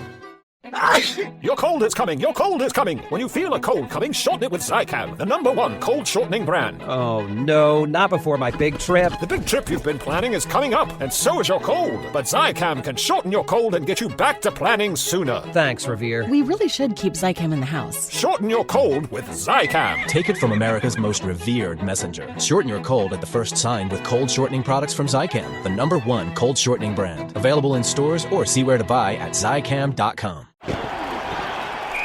Huddle up. We got one play. Everything we work for comes down to this. Quick question. Speaking of workouts, how would you rate your athletic program? Bro, we're in the middle of the state championship. Oh, so like a B+ then? Dude, get out of our huddle. Well, at Homes.com, we leave it all on the field to get you detailed information on local schools. Off the field. Off the field. Copy. All right, go sports. How did he even get in here? Homes.com. We've done your homework. We return to the men's room with Miles and Thrill. Coming up, the exciting return of Who Sucks Less on the way at 4:30, but first time for a few emails from the men's room at KISW.com. You've got mail. You've got mail. Couple emails from our question when it comes to relationships, personal, job, family. When did you know it was time to go? Guys, I had a girlfriend who I had told I was going home and didn't want to hang out that evening after work. So I go to my apartment, hanging out with my roommate, and after a couple hours, I go to my room, and there she was. No! Just sitting there the entire time on my bed. That's weird, man. That is weird. Yep. Weird. Only, guys, I ended my marriage when I saw how his daily drunken verbal abuse was affecting my daughter. She just turned 2, didn't talk, and her behavior started to shift. Once I filed and he left the property, not only did I feel a weight was lifted, but her attitude completely changed. I endured a year of crap, hoping it would change, then stayed to keep the family together. But seeing her reaction to it, I realized it's not worth having parents this way together. No. Then most of his family shortly after became, they knew how he could be, but it was all my fault. And I need to see his daughter whenever he was allowed to. Over 4 years later, and both are doing fantastic. Okay, well, she good. and the daughter. Jeez, man. Guys, I dated a hot chick with a mohawk in college, found out she was on black tar. Oh, So, wow. That was the end of that. Heroin. Yes. Yeah. As we move on to the birthdays, brought to you by Men's Room Roasted Red Salsa from San Juan Salsa Company. Dip responsibly. Couple birthdays. You know what, Miles? I bet they let it rest a little bit. What's that? After they make the rested red salsa. Actually, someone found it earlier. I'm trying to find that. The salsa. The salsa. They found the salsa. The Prairie Center Market in Coopville. Thank you, Prairie Center Market in Coopville. Yeah. Wow. Yeah. Olabicholas. They need to open one of those in Times Square. A Coopville? No, just a Prairie Center Market. Want to wish our son Dominic, pronounced Stinky, a happy 6th revolution around the big ball of fire. When he's not busy digging for buried treasure, he's been doing an amazing job in swimming and ninja classes.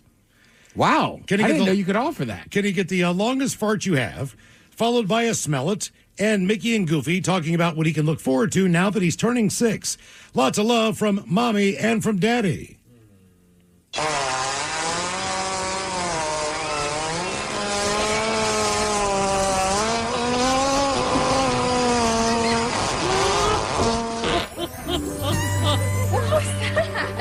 Well, guys, now that you're 6 years old, you can start hassling your parents to take you to try for American Ninja Warrior. So I expect you to keep climbing walls, swinging from ropes, jumping on your bed, basically just doing everything that your parents ask you to stop doing because you might hurt yourself. Smell it. Ah, the funny thing is, everybody knows, just like in Disney World, ninjas run on ice cream. Ice cream sandwiches, milkshakes, so get a couple in tonight. Sounds like a terrible slogan. Ninja classes?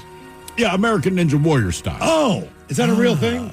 Yes. So I thought he was just like hiding in the house or something. It's almost more like or sneaking up on people. Like selective parkour obstacle courses. Okay. Right. So, I mean, you're climbing up rope ladders. You got to swing across stuff. You got to keep your balance. And you have a limited amount of time to achieve either 8 or 10 goals, I guess it is. A lot of upper body strength. There are a ton of upper body strength, for sure. Gentlemen, please help me wish my husband Anthony a very happy 34th birthday. Can I get a your penis is too small? And Coke Ted talking to Coach Ted about their favorite ways to get hyped up for the fall. Thanks, guys. You're my favorite podcast, and I love watching your ridiculousness on YouTube now. Oh, thank you. Lots of love there from Kylie. If you want to check that out, YouTube at KISW Rock. Get there and subscribe to the channel and enjoy us there on YouTube. So we have Coke Ted talking to Coach Ted about their favorite way to get hyped up for the fall. Like every season, it's pretty simple cocaine. Are you switch to music or no? Well, fall, autumn, a lot of things get fired up. A, the marching band. B, practice over playing games. Maybe we're having some dips. Now, that other guy, he's going to tell you one thing. Cocaine! Cocaine, man! Drugs! Do a bunch of drugs, no matter what's up here. Just keep doing drugs. Forget your wife, forget your life, do drugs. Hey, guys, fires! The NFL football. There's lots of things in the fall. You kids, you don't need drugs. Don't listen to Coke Ted. He's an idiot. Shelly is my lovely wife of 11 years, and today she is 41 years old. So can she get some turtle sex medleys and the Dirty Germans, providing tips on tickling the pickle? Much love to you, creeps, 4 of you. That from Ryan.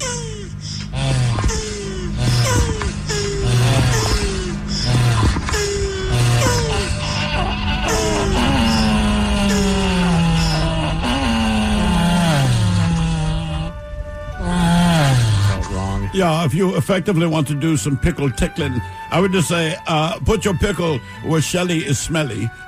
Yeah, the other thing is maybe he gets quit all this tickling and gets you shucking the pickle. Yeah, pickle shucking. Yeah. It's a German word, pickle shucking. Yeah, and we all know what kind of pickle he's grasped there. Yeah. It's a gherkin. It's a bitty gherkin. All right, guys, here we go. Happy, happy, happy birthday. Happy, happy, happy birthday. Happy, happy, happy birthday to you, to you, to you. Ya's a Dirty Germans, brought to you by Men's Room Original Sausage. Available through Uli's World Famous Sausage, mensroomlive.com, and other fine retailers. Schweinefleisch. Thank you, Bob. A couple of extra emails. Our question yesterday about going to shows, concerts, memorable experiences. How do we phrase that exactly? Hang on. I don't exactly remember. You remember Hang on, I got it. It is when it comes to money, when it comes to blowing money, was it worth it and what wasn't? Some of you are in the car right now to do that. Subject is Duran Duran. Oh, hey. Guys, in 2023, I spent half my retirement on Duran Duran. Bam. Saw them in Seattle in May, fantastic seats, then flew to Minneapolis to see them later that summer. That time I was third row, end of the aisle, right in front of John Taylor. And the way the aisles were angled, I was basically front row. Also stayed at the Four Seasons. Do not regret a dime. Here's a pic of John and Nick Rhodes taking a pic of me. Duran Duran forever. That from Trista. Never stayed in the Four Seasons.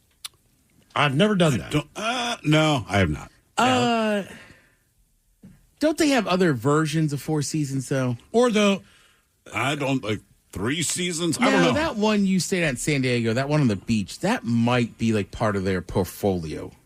But is it a cheaper version because it does not say Four Seasons? I know I've never stayed in a Ritz-Carlton before. I've never stayed in a Four Seasons. And I've never... I have stayed in a Fairmount. I've stayed at Fairmont. Done that a couple. San Francisco and Toronto. At Lake Louise. Yes, up in... Where the hell is Lake Louise? Canada. Ah, okay. Up there near Banff and all that crap. But I did see Duran Duran, and that was a hell of a show. That was a great show. That was... They put on a hell of a show. Subject is cars. Hola, fellow dinosaurs. I just sat here and counted all the cars I've owned. 20 cars and trucks, and 3 motorcycles. Wow. Damn. I'm sure I have a story for all of them, but this is the good one. 1992. Had a 1972 Chevy Love with a 327 2-speed power glide. I was bringing my friend and wife back to Klamath Falls from Eugene, where he was going to trucking school. We were just outside of Oak Ridge, and I hear her whisper something to her husband, and he said, nah, go ahead. Next thing I know is she's grabbing my junk and undoing my pants. She got naked, and it was on. 15 minutes later, I'm driving, and they are doing it. Bam, I'm getting pulled over. Finally convinced the cop that all was good with them and that I went to jail for DUI and smuggling 2 grams of hash in and out of booking. Congrats on 20 years. Good times. That from Raymond, the transplant from Klamath Falls. Now, the men's... Is your business ready for what's next? Think about where you want to be in 3 years, 5 years, 10. Growth isn't about numbers. It's having the right specialist by your side. Moss Adams and Baker Tilly have joined forces to create a remarkable new organization. It's one advisory firm with resources, expertise, and vision built specifically to serve the middle market to help you get to what's next. Learn how Baker Tilly can help your business pursue its vision of success. Visit bakertilly.com/combo. Your cold is coming. Your cold is coming. When you feel a cold coming, shorten it with Zycam, the #1 cold shortening brand. Oh, no, not before my big trip. The big trip you've been planning is coming up, and so is your cold. But Zycam can shorten your cold and get you back to planning sooner. Thanks, Revere. We really should keep Zycam in the house. Shorten your cold with Zycam. Take it from America's most revered messenger. Shorten your cold at the first sign with cold shortening products from Zycam, the #1 cold shortening brand. Available in stores or see where to buy at Zycam.com. Huddle up. We got one play. Everything we work for comes down to this. Quick question. Speaking of workouts, how would you rate your athletic program? Bro, we're in the middle of the state championship. Oh, so like a B+ then? Dude, get out of our huddle. Well, at Homes.com, we leave it all on the field to get you detailed information on local schools. Off the field. Off the field. Copy. All right, go sports. How did he even get in here? Homes.com. We've done your homework. You've finally broken loose from work. 3 friends, 1 tea time, and then the text. Honey, there's water in the basement. Not exactly how you pictured your Saturday. That's when you call us, Cincinnati Insurance. We always answer the call, because real protection means showing up, even when things are in the rough. Cincinnati Insurance. Let us make your bad day better. Find an agent at CINFIN.com. Coming at you live from Auto Trader, here's New Car Energy. They're searching inventory. You can make a budget for your wallet to help you succeed. It's smarter car shopping just for Find you. your next ride at autotrader.com, powered by Auto Intelligence. Room wants to know, who sucks last? Yay! Time for Who Sucks Last. Steve and Thrill, you bring us 3 stories from the news each and every week. They always suck. It's up to us, though, to determine out of the 3 stories, which one sucks the least. Now, if you happen to like the Men's Room on Facebook or follow us on X and Instagram at Men's Room Live, the debate is already underway on Who Sucks Last. All right, like I said, no particular theme today, just a little bit out there. So let's just get to it. And let us start in Italy, where a 70-year-old Italian man, he stands accused of pretending to be totally blind for over 50 years, during which time he collected over $1.16 million in disability payments. Now, the man, whose name has not been revealed, he had been declared completely blind over 5 decades ago following a work-related incident. Now, since then, he'd collected over $1 million. But when the finance police, side note, Italy has finance police, when they conducted cross-checks, something caught their attention, so they decided to follow and video record him. That's how they caught him performing gardening work with dangerous tools and carefully checking out produce at the market before buying it. Not the normal acts of a blind person. Now, the officers observed and followed the man for over 2 months, gathering evidence that he was not blind. Now, during this time, he was found moving effortlessly through the city, doing his own shopping, visually inspecting several products, and paying with cash without any assistance. He was subsequently charged for fraud against the Italian state. Now, following their investigation, the financial police, they informed the actual authorities of the immediate suspension of all welfare and Social Security benefits. It also ordered a tax audit, which resulted in taxation over $200,000 in illicit proceeds, equivalent to the income unduly received by the accused over the last 5 years. They've been doing this for 50. They only got him in the last 5 years, but that's the longest period of time for which they can do that. Anyway, the prosecutor's office also ordered the 70-year-old fake blind man to be indicted for fraud charges against the state. Now, just real quick, Mike and I did the quick math on this morning. So the guy made $1.16 million. Over 50 years. Over 50 years. He made just over 20 grand. It was like $23,000 a year. It just seems to me fraud for... It was 23 grand a year. That's almost more disappointing. It's not like he was making 100 grand. 23 grand a year over 50 years. Too much effort for me, but whatever. All right, so he got busted. Jesus, dude, get a job. Now we go to Peru, where a bishop submitted his resignation to Pope Leo after a Vatican investigation revealed that he was secretly dating multiple women simultaneously. 51-year-old Ciro Lopez, bishop in Peru, He stands accused of having up to 17 secret lovers, although he denies the allegations against him as part of a defamation campaign by, quote, dark hands. But he handed in his resignation. Now, the Vatican investigation began after an investigation by Kevin Moncada. He's a journalist for a Peruvian newspaper. And that journalist found that Lopez had been exchanging explicit messages, photos, and videos with various women. On top of that, Lopez had accidentally sent pictures and videos intended for his mistresses, plural, but he accidentally sent them to his house cleaner, who then alerted the Catholic Church. Now, a nun who was one of Lopez's lovers, she was jealous of a lawyer that the bishop was also seeing, and then sent information about his affairs to a third lover, who then got into a fight with the lawyer. So that lifted the lid on a serious abuse of power. Now, many of the 17 women, they were too scared to come forward because they were frightened of him. Well, that was the trigger. The case came to light because a woman found out that the bishop was dating several of them at the same time, and that frankly pissed her off and all the other women. As stated earlier, Lopez is believed to have accidentally sent his house cleaner pictures and videos intended for his mistresses, which only confirmed her suspicions. Because a house cleaner promptly filed a complaint with the Catholic Church, claiming that she had seen women's hair in his shower and that his sheets, quote, had stains, which she had to clean. So she's getting up close and personal with his fluids. But in light of all the evidence, Lopez, he was forced to hand in his resignation as bishop, even though he continues to deny the charges against him. 17 women. Is that uncommon, would you guess? 17, yeah. 17 at the same time. I mean, look, man, I don't care what profession you're in or what bag of BS you want to sell me. People do things. I understand that.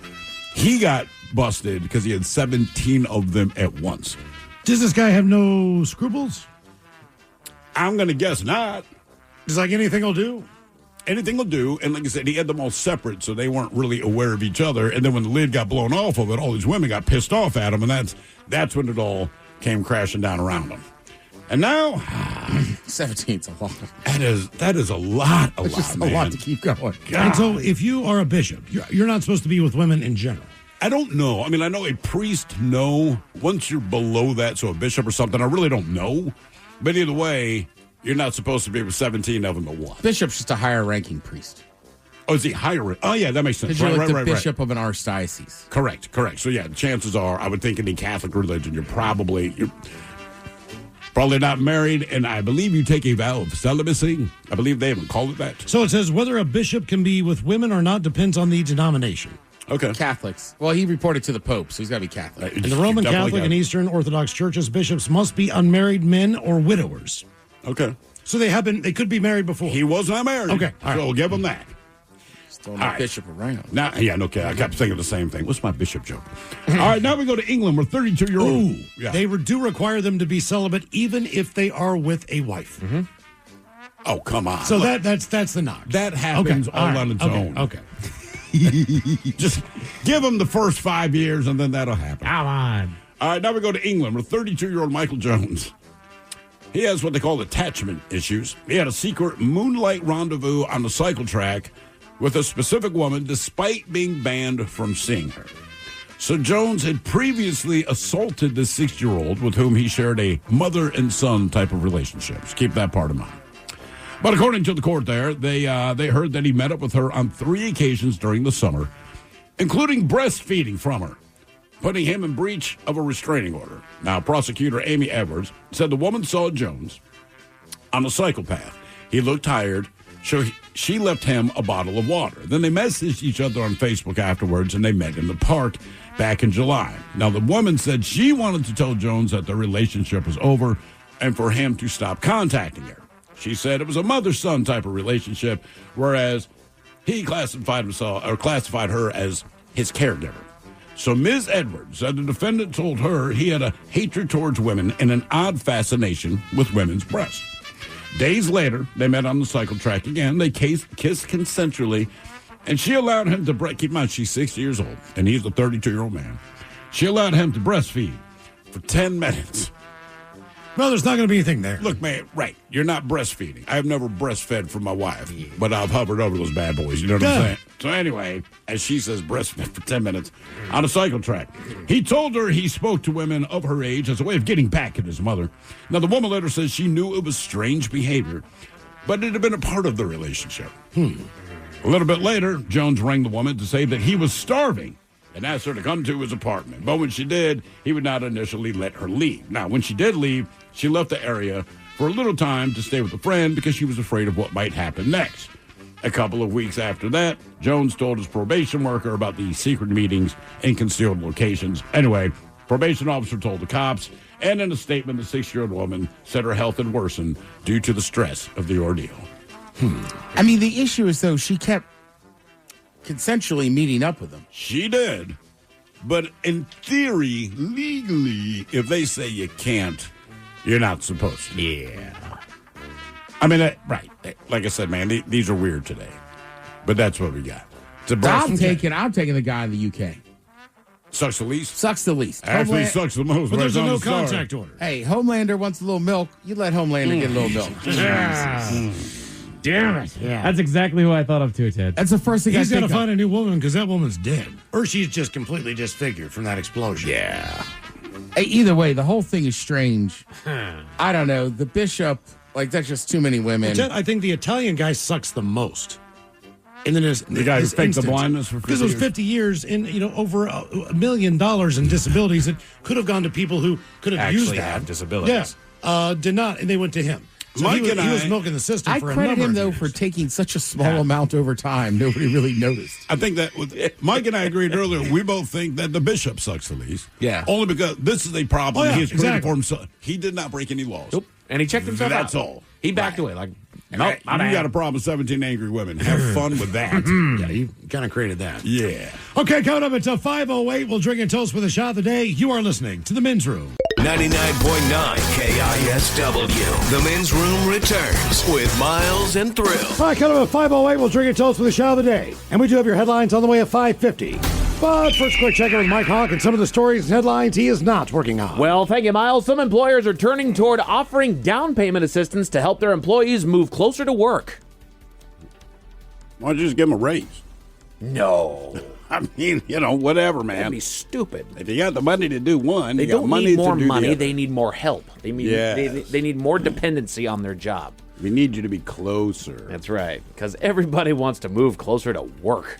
So you can get that emergency call. Hey, Look, we I need think you a now. lot of people would move a lot closer to work if they could afford it. Sure. I think they would too, but Yeah. I think they'd also be content to stay where they're at if you took that same money and paid them more. Yeah. Yeah. Oh, hey, you got a problem at work? Pizza party. Bam. That's right. That's it. I've always tried to live as close to work as possible, Yeah. just to make it easier. Sure. And I will say that the only reason that I want to be closer to work is so that it doesn't take me near as long to get home. Right. Yeah, I mean, that's everyone's thing. But again, if they said, Mike, stay where you're at, but we're going to give you a raise. Yeah. Like, okay. I'm happy Because I've to already plan. been living with I'm this. 3 miles away. It can Yeah. still take me 40 minutes some days to get in. Uh-huh. It's crazy. No matter what, it takes me 40 minutes to get home. It sucks. But you know what? I like where I live. I'm happy with it. That's it. I mean, it's tough, right? I think some people would obviously stay downtown, closer to work. So, I mean, some people are always going to live way outside of work because they just want land and stuff. Yeah, exactly. Yeah, exactly. But I have a ton of friends that I know would much prefer to live closer to Seattle. They just can't afford it. Sure. Yeah, Seattle does not make that easy. No. New data finds more than half of internet articles are AI generated. Well, no kidding. Yeah. Jesus. Well, they fired everybody. Yep. We know this. Right. We know. Yeah. We know. We know. It's all AI. I mean, yeah. That's what everybody saw coming when Pandora's box got opened. Yes. That's what exactly everyone what's gonna predicted. Even the idiots predicted this. Everyone knew. Right. You don't need to tell us. Movies that didn't know how exactly AI was going to work predicted this. Yeah. Yeah. So there you go. It begins. So in other news, everyone, you were right. Yeah. Yay. You called it. You knew exactly what was going to happen. I mean, there just isn't a business. There's never been a business invented that isn't going to take a shortcut. No. Ever. Right. Ever. And you know why they do? Anywhere that they can cut expenditures at all. I get it, but don't complain about the problem you created later. Right. I mean, there is always outliers, right? I always bring up like Peterbilt. There's a few companies that do it, right? But they're unfortunately they're few and far between. Right. So if newspapers could just generate articles and not hire people, that's what they're going to do. I say it all the time. Right. If you create Frankenstein's monster, you just have to deal with the monster. Right. Right. You created it. You put it out in the world. Figure it out, man. Speaking of which, Amazon is expected to hire 250,000 holiday workers. Yeah. Holiday workers. Yeah, holiday. Mm-hmm. Part-time employees. Exactly. Mm-hmm. We fired the slate of them last time. Now we're going to hire them back probably for less than we had the last ones. I wonder how many people do it every year. Just knowing, because I mean, like, we know Amazon's going to do it. We get why. It's the holidays. It's a temp job, yeah. But I wonder how many people are like, I did it last year and the year before. I will do it next year. I mean, my brother did it for UPS for years. Yeah. And then he ended up just, like, they'll just keep some people on. So he ended up working there, I think, for like a year. There you go. But he did it a couple Christmases in a row, and it was good money. Yeah, it's good money. Yeah. Get her done. You just got to work Christmas Eve and Christmas Day. Pretty much, yeah. It's kind of part of the deal. Gotta sacrifice that, but hey, you're getting money. Somewhere. Getting a little extra cash. Put your thinking caps on, boys. Time for the Merriam-Webster Word of the Day. I'm giving you guys about a 60% success chance on this one. It's one that you guys have heard of, but I don't know that you guys can pull it out. It is a verb and a C word, careful, that means to come together to form one group or mass. Congregate. Congregate. I like it, but no.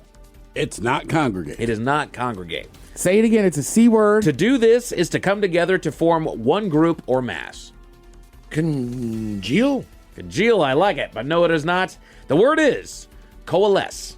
Okay. All right, like a coalition. There you go. Yeah. Yeah. So I know coalition. I mean, Miles, I still don't think you're wrong. Right. It just wasn't the word of the day. Correct. Yeah. This is the word for tomorrow. You can still have a congregation. It's tomorrow. Once you coalesce, Right. you can become a congregation. Yeah. Oh, all right. Yeah. Yeah. That's what we're doing. I like coalition, though. Coalition. It does sound a lot more tough. Yeah, I'm coalitious. This is a coalition. That's how I describe myself. Coalitious. Coalitious. Well, I think now people would think of it different, but back in the day when I grew up, Jesse Jackson had the Rainbow Coalition. All right. Fantastic. You're right. You know, used to be the Rainbow Warriors, but things have changed. Schools are starting Just taste the Skittles. Schools are starting to ban the viral Gen Z slang 6'7". What does it even mean? I don't know. I think it is one of those things because I have taken a few extensive dives into what exactly this means. Yeah. And from what I can understand is that it is completely nonsensical. And so I think Came from a song. From a song. What does it entail? What's the context of it? If None. you're saying it to me, what does that mean to me? The more I look at it, the more I feel like you bring it up whenever it just feels right to bring it up. 6'7". Yeah, it's hard to explain. Sometimes they laugh when it's just 6 and 7 are hilarious. bad. You're right. You laugh every kind of almost like we do with 69, except that 69. 6'7" also could be like 6'7". Right. Like, so it's like you could use it in a proper sense, but also if the teacher says it, it's just hilarious. Right. All right. But the thing You with think that's why they're banning it? Because apparently it's completely non-offensive, but Right. it's just the fact that the class giggles they're bugged if a by teacher or an adult says it. Right. So it's nonsensical. They say it means so-so. But here's the It thing. can. Average, yeah. It can. One But of the the thing things. is that as you go on, like, there's teachers who are like, I can't count in my classroom because I'll go 1, 2, 3, 4, 5, 6, 7. 6, 7. But here's the and thing. they lose their minds. Listen, it's going to happen when you say 69. You can ban it all you want. The kids are still going to laugh. You're not going to solve your problem. Right. I guess that's the thing. And the thing is with the 69. We can't say 69 without one of us chuckling. Correct. But that makes sense, though, because of what it actually represents. That's funny. But that's, well, I won't say There's- it's filthy. It's awesome. But you would hope kids aren't referencing that. Of course, But this they is are. a non... This one has no anything. meaning to it, right? Right. That's why I don't get it. Like, okay, 69, it's stupid, it's childish, it's nonsensical, 69. it's fun, it's right. But it's funny, and I understand where that's coming from. It's Sure, a little sure. naughty bit, right? 67, there's Don't literally nothing ban to it. it. Because banning it, like, right now, they just love it. Like, even us talking about it, we're making it worse. Oh, yeah. Like I'm saying, like, I think it's just one of those things, if we just ignore it, it won't be as funny. Right. If you want it to go away, use it. Adults, I have tried. old people, Yeah. use it. No. The way to do it is have politicians use it. Right.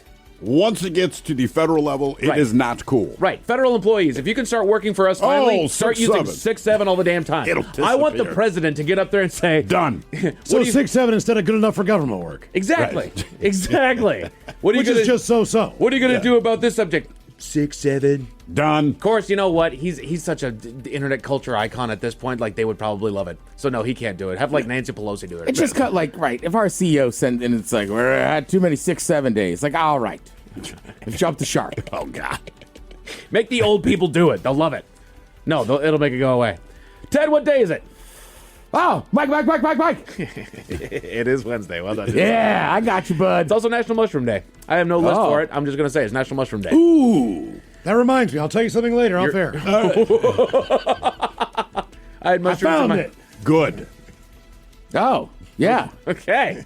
All right. Good job, Miles. Thank you. I'm trying to figure a way to work in Spore. Spore. Trying to make a mushroom joke. Gotcha. A fun guy joke? Oh, mushroom There you walks into the bar. Bartender says, sorry, we don't serve food here. And he goes, but I'm a fun guy. But I'm a spore. I'm a spore. That girl's... I'm saying aggressively. According to a new It's study, Halloween, dude. Chill out. According to a new study, if you quit smoking later in life, it may slow down the decline in memory. So good news, Miles. You're declining in you're slowing your memory decline. Oh, nice. Good Thank job. God. Proud of you, buddy. Is there a stat that ever says, don't quit at this age? Right? When's later in life, by the way? Just keep smoking. Yeah. I don't know. Like, hey. If you're over 60, just keep doing it. Right. You know who kept smoking? Dick Hammer. He's the Marlboro Man. Legend. He's dead now. He's gone. Everybody's talking about it. I don't know why, but it's game 3 of the ALCS. And so, again, I don't like that people are talking about it. I don't want to talk about it because that's superstition. That's one of my superstitions. Yes. However, there's a lot of those. The Men's Room Top 10. The Men's Room Top 10. So this comes to us via BradfordExchange.com, and it is baseball rituals and superstitions. All right. Things that we don't talk about, things that we do, things that we try to keep the jinxes at bay, if you will. So here we go. They start their list. Basically, the rally cap comes in at the bottom of the list. Okay. All right. So if your team is a few runs behind and it's late in the game, fans and players alike will wear their hats inside out and backwards or in other ridiculous ways to try to turn the game around. And that helps me because there's a handful of different iterations of the rally cap. I've seen them, kind of like fold in the back and like wear it like a dorsal fin. Right. I'm like, that's not the rally cap to me. To me, it's inside out. So it sounds like just any non-normal way of wearing your hat is the rally cap way. Oh, the Baltimore's ahead of the curve on that. Oh, yeah? God forbid anyone just put the freaking hat on your head as it is designed. Oh, no. Oh, yeah. We've rallying for years, though. Didn't even know it. Or one that fits. Oh, no. I will say, last Friday night at the Husky game, Game 5, we were doing rally caps in the Husky game. Handful of rally caps. Oh, cool. I like it. Well, if you guys recall, as we were getting close to the end of the regular season, we also had a game that went into extra innings. I believe we made it to the 13th or 14th inning. And I think it was 13 innings that we went to that one, and I was in attendance for that one. And that's when not only did we pull out the rally caps to get us tied up to send it into extra innings, but then I had to deploy the rally shoe. What is the rally You remember that from a few years back. That started a couple years ago, and I'm not positive how it started. I think It's it a was some Mariners kid. thing. Yeah, it's just like put a shoe on your head. Yeah, some kid put a shoe on his head, and that sent it out there. All of a sudden, not let it won. Children dictate this. Right? Then We there now was- eat our boogers after picking our nose. And then he goes to the bathroom with one shoe on. I know. Right. Then there was Hey, Rally kid. You remember him from a few years back? He was dancing like a maniac, and the Mariners won. I do remember him. He invited him back for a couple Well, games. the A's years ago, not the A's, the Angels? Angels had that rally monkey. Mm-hmm. Oh, yeah. Rally monkey. He's just funny because he's a monkey. Wearing some sort of a lucky item, whether it's old, beat-up batting gloves, a favorite undershirt, or the same athletic cup from high school like Mark McGwire did during his 16 seasons in the majors. Keeping a lucky item close never hurts. Wait a minute. Mark McGuire's like, why are you putting that You're out there, saying man? your junk stopped growing at high school? It's Mark McGwire, His Miles. did. Wow. He's on steroids. Yeah. Oh. There's a reason why his still fits. That's thinking. Well, yeah. Just throwing it out And there. the cups are pretty. The cup, to me, doesn't matter the size of your junk. It's more about the size of the jock. Well, sure. Yeah. Also your bees. Exactly. Got to tuck those things in. Well, after a while. they change over time. They do. Yes. They do. It turns into a cradle more than Right. a cup. Yeah, It's more of a hammock. It still hurts. Yeah. It's like a baby Bjorn. It's kind of just Swaddle. for your baby, for your twins. Just keep them all swaddled up in there. Yeah. Right. I got it. Baseball rituals and superstitions. Giving credit to the man upstairs after a home run. Home run is an amazing feat for sure, and many players thank God when they get one by kissing their religious necklace, making a sign to the cross, or pointing skyward. You will see almost all of them as they're rounding third, coming in home, just sending it up real quick. Oh, a I lot of that understand also when they has to. send it up, but after the game, when they say, man, glory to God, I'm like, no, because you're implying that God hates that other team. Right, there's other religious guys on that other who were also praying that they made or missed maybe that last second field goal. So you have made the determination. My prayer told, I don't know, the Giants to suck one because in this game, God wanted this team to win. That's not so much what it is. It's not praying for your team to do well. It is more the glory to God is the gifts that God gave you that brought you to where you're at. All right. That's also, fair. a lot of people do that just as a tribute to someone who's passed on. Absolutely. They love those important in their life. Some people just do it to do it. Yeah. When I was a kid, we used to do this celebration that I didn't know was from a black fraternity, but we thought it was cool. Right? Okay. Or whatever. But it's the Q Dogs, that one, right? Yeah. We just saw dudes doing it, so we started doing it. Then finally somebody was like, "That you guys are not in a black fraternity. You're not even black. Stop it." We were like, "Oh, we had no idea." Right. Ravens kicker Justin Tucker. He used to point both fingers up in the air. Didn't really matter, did it? Didn't matter. Didn't matter. I have something But else there for is you. a ton of religious dudes in baseball, but like if I cracked a homer, like that would just be my first reaction to like, suck it. But it would be, exactly. Yeah. Just put the hand up, man, and run. Using the same bat during a hot streak. If you're hitting well on a certain bat, it must be the bat. Kissing their bats, giving them names, etching symbols are also common. Some players go so far as to sleep with their lucky bats. Also, don't touch mine. Yeah. Like if I'm hot, sorry. Don't touch your bat. Like, Yeah. don't take a cut. Some with guys my are bat. some guys are devastated by getting jammed up and losing it. Sure. They're like, no. You know it's not a thing for JP. You remember against Detroit, he went through like 6 or 7 bats. 6, 7. Yeah. There you go. God, I'm so happy playing baseball that was never a part of my life. Was the bats? Just a wooden bat. Yeah. I mean, it's like a totally different game without it. But, it's, I don't know. They're heavy. Spitting on your hands before picking up the bat. One of the best designated hitters of all time, David Ortiz, also known as is known for the spit and hand clap ritual every time he's at bat for the Boston Red Sox. Also, that's what Hawk Tua girl was talking It about. also gives you grip, though. Yeah. Right? Watch wide receivers. They spit on them all the time. Especially if you see them drop a pass. Yeah. Right, it'll be in their hands. They drop. The first thing they do after grabbing their head is spit directly in their gloves. Every time. Refusing to wash hats, helmets, or uniforms during a winning streak. Yep. That's pretty common. That just makes sense. Not shaving on game days. This is a common practice with pitchers throughout the season. As we saw in 2013 when the Red Sox were on their way to winning the World Series, the playoff beard definitely serves as a unifying force between players and fans alike. That's a thing for the Mariners right now is the playoff mustache. There's a woman that smokes outside that can do that too. Oh, no. She has a beard. Dude, I had a buddy playoff beard that was playing college ball, and I remember he was on the phone, and I picked up his glove and went to put it on. He was like, "No, never put your hand in another man's glove. It's bad luck." Alrighty. Okay. Oh, yeah. Baseball rituals and superstitions. Do not step on the pitcher's mound if you're a position player. Yep. It's his sacred space. Just don't do it. Sure. Don't step on the chalk, period. Who do you not talk to in the dugout? The pitcher. That's right. You see it all the time. Other players socializing while the starting pitcher just sits alone at the end of the dugout. It's not that he's antisocial. He needs to be in the zone. Don't talk to me. Got a lot of overwhack jobs anyhow. Also, you know what I mean? Like they're kind of like kickers, except they play. Yeah. I don't know how to explain it, but when you get to a certain level, pitchers can be a different breed. Pitchers have a different dugout. So they only see these guys once every 7 days. Yeah. They don't even know them. Those guys are all in their own little group, like Ted was saying about kickers and punters. Yeah. I mean, it seriously, is, right? they are not even a part of the team as far as the teammates are concerned. Oh, no. They are, but they're not. Right. They don't know them that But well. I think the same thing with like goalies in soccer and hockey. Right? They are whack jobs. They're very individual. Everyone is very aware of them, but no one really interacts with them. You know, you just kind of leave them alone. Yeah. Leave them be. Do your thing. As far as baseball rituals and superstitions, Miles, radio and TV broadcasters screw this one up every time it shows up. Right around the 7th or 8th inning, they start saying it. I mean, I don't want to talk about it right now, but I mean, it's worth saying that Throwing a no-hitter. He's got a no-hitter going right now. Well, yeah. Well, the worst one is a kicker.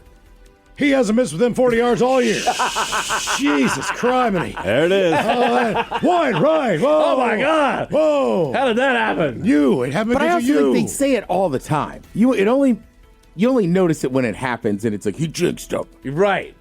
You do, but a lot of times, I think the reason we notice more too is because announcers seem hyper aware of it. So, just like you said, Mike, I don't want to be the one to say it, and you know exactly what we're going to say. Right. Whether it's the kick, whether it's the pitch, and it's like, damn That's it, all man. you have to say at that point. I don't want to be the one to say it. Move on. Then shut up. We all know what you're about to say. Shut up.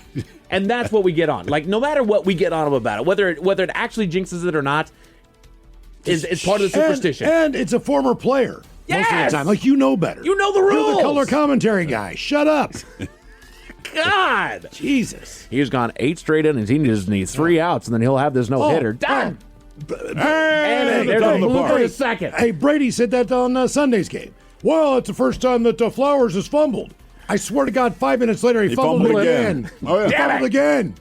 And then this is the last of the baseball rituals and superstitions. Ted, I think you talked about it earlier this week. Never, ever step on that foul line. Yeah, don't touch the chalk. Don't do it. Don't touch the baseline. It's pretty simple. Jump over it, walk over it, do whatever. Do not touch it. It is the baseball equivalent of never step on a crack. Yeah. That's the way it goes. We used to also, if we were in a slump, we would take a teaspoon of dish soap. Okay. Nasty. You mean like you swallow? Yes. What was the reasoning behind that? I think maybe you're just trying to, because it's so gross, it'll get you out of your brain. Okay, I could just jolt you into something else. Yeah, right? I don't know. That was just one of the things. It'll give you diarrhea. California Highway Patrol conducted a stop when they noticed something off about somebody's license plate, Miles. What was that? Tell you all about it at 5:50. Thank you, sir. Headlines are coming up at 5:50. In the meantime, have we made it to drinking time? Somebody. Is your business ready for what's next? Think about where you want to be in 3 years, 5 years, 10. Growth isn't about numbers. It's having the right specialist by your side. Moss Adams and Baker Tilly have joined forces to create a remarkable new organization. It's one advisory firm with resources, expertise, and vision built specifically to serve the middle market to help you get to what's next. Learn how Baker Tilly can help your business pursue its vision of success. Visit bakertilly.com/combo. Your cold is coming. Your cold is coming. When you feel a cold coming, shorten it with Zycam, the #1 cold shortening brand. Oh, no, not before my big trip. The big trip you've been planning is coming up, and so is your cold. But Zycam can shorten your cold and get you back to planning sooner. Thanks, Revere. We really should keep Zycam in the house. Shorten your cold with Zycam. Take it from America's most revered messenger. Shorten your cold at the first sign with cold shortening products from Zycam, the #1 cold shortening brand. Available in stores or see where to buy at Zycam.com. Homes.com is the only place where you can find specialized neighborhood guides with the in-depth insider info home shoppers want. Very in-depth info. Want to know if there's homes for sale in the area? We've got it. How long has a home been on the market? We'll know it. Average lot size? Uh-huh. Proximity to local parks? Of course. Insight into your neighbor's divorce? We're working on it. Homes.com. We've done your homework. You've finally broken loose from work. 3 friends, 1 tea time, and then the text. Honey, there's water in the basement. Not exactly how you pictured your Saturday. That's when you call us, Cincinnati Insurance. We always answer the call, because real protection means showing up, even when things are in the rough. Cincinnati Insurance. Let us make your bad day better. Find an agent at CINFIN.com. You're tuned into Auto Intelligence, live from Auto Trader, where data, tools, and your preferences sync to make your car shopping smooth. They're searching inventory. Oh, yeah. They find what you need. They're gonna find it. You can make a budget for your wallet to help you succeed. Pricing's precise and true. So true. It's smarter car shopping. Ooh. Just for you. Oh, it's just for you. Ooh. Find your next ride at autotrader.com. Powered by Auto Intelligence. Out there deserves to be recognized. And the men's room knows just who it is. Ah, crap. So to you, we say, bottoms up, sailor. You're the toast of our shot of the day. Drinking time it is, Ed.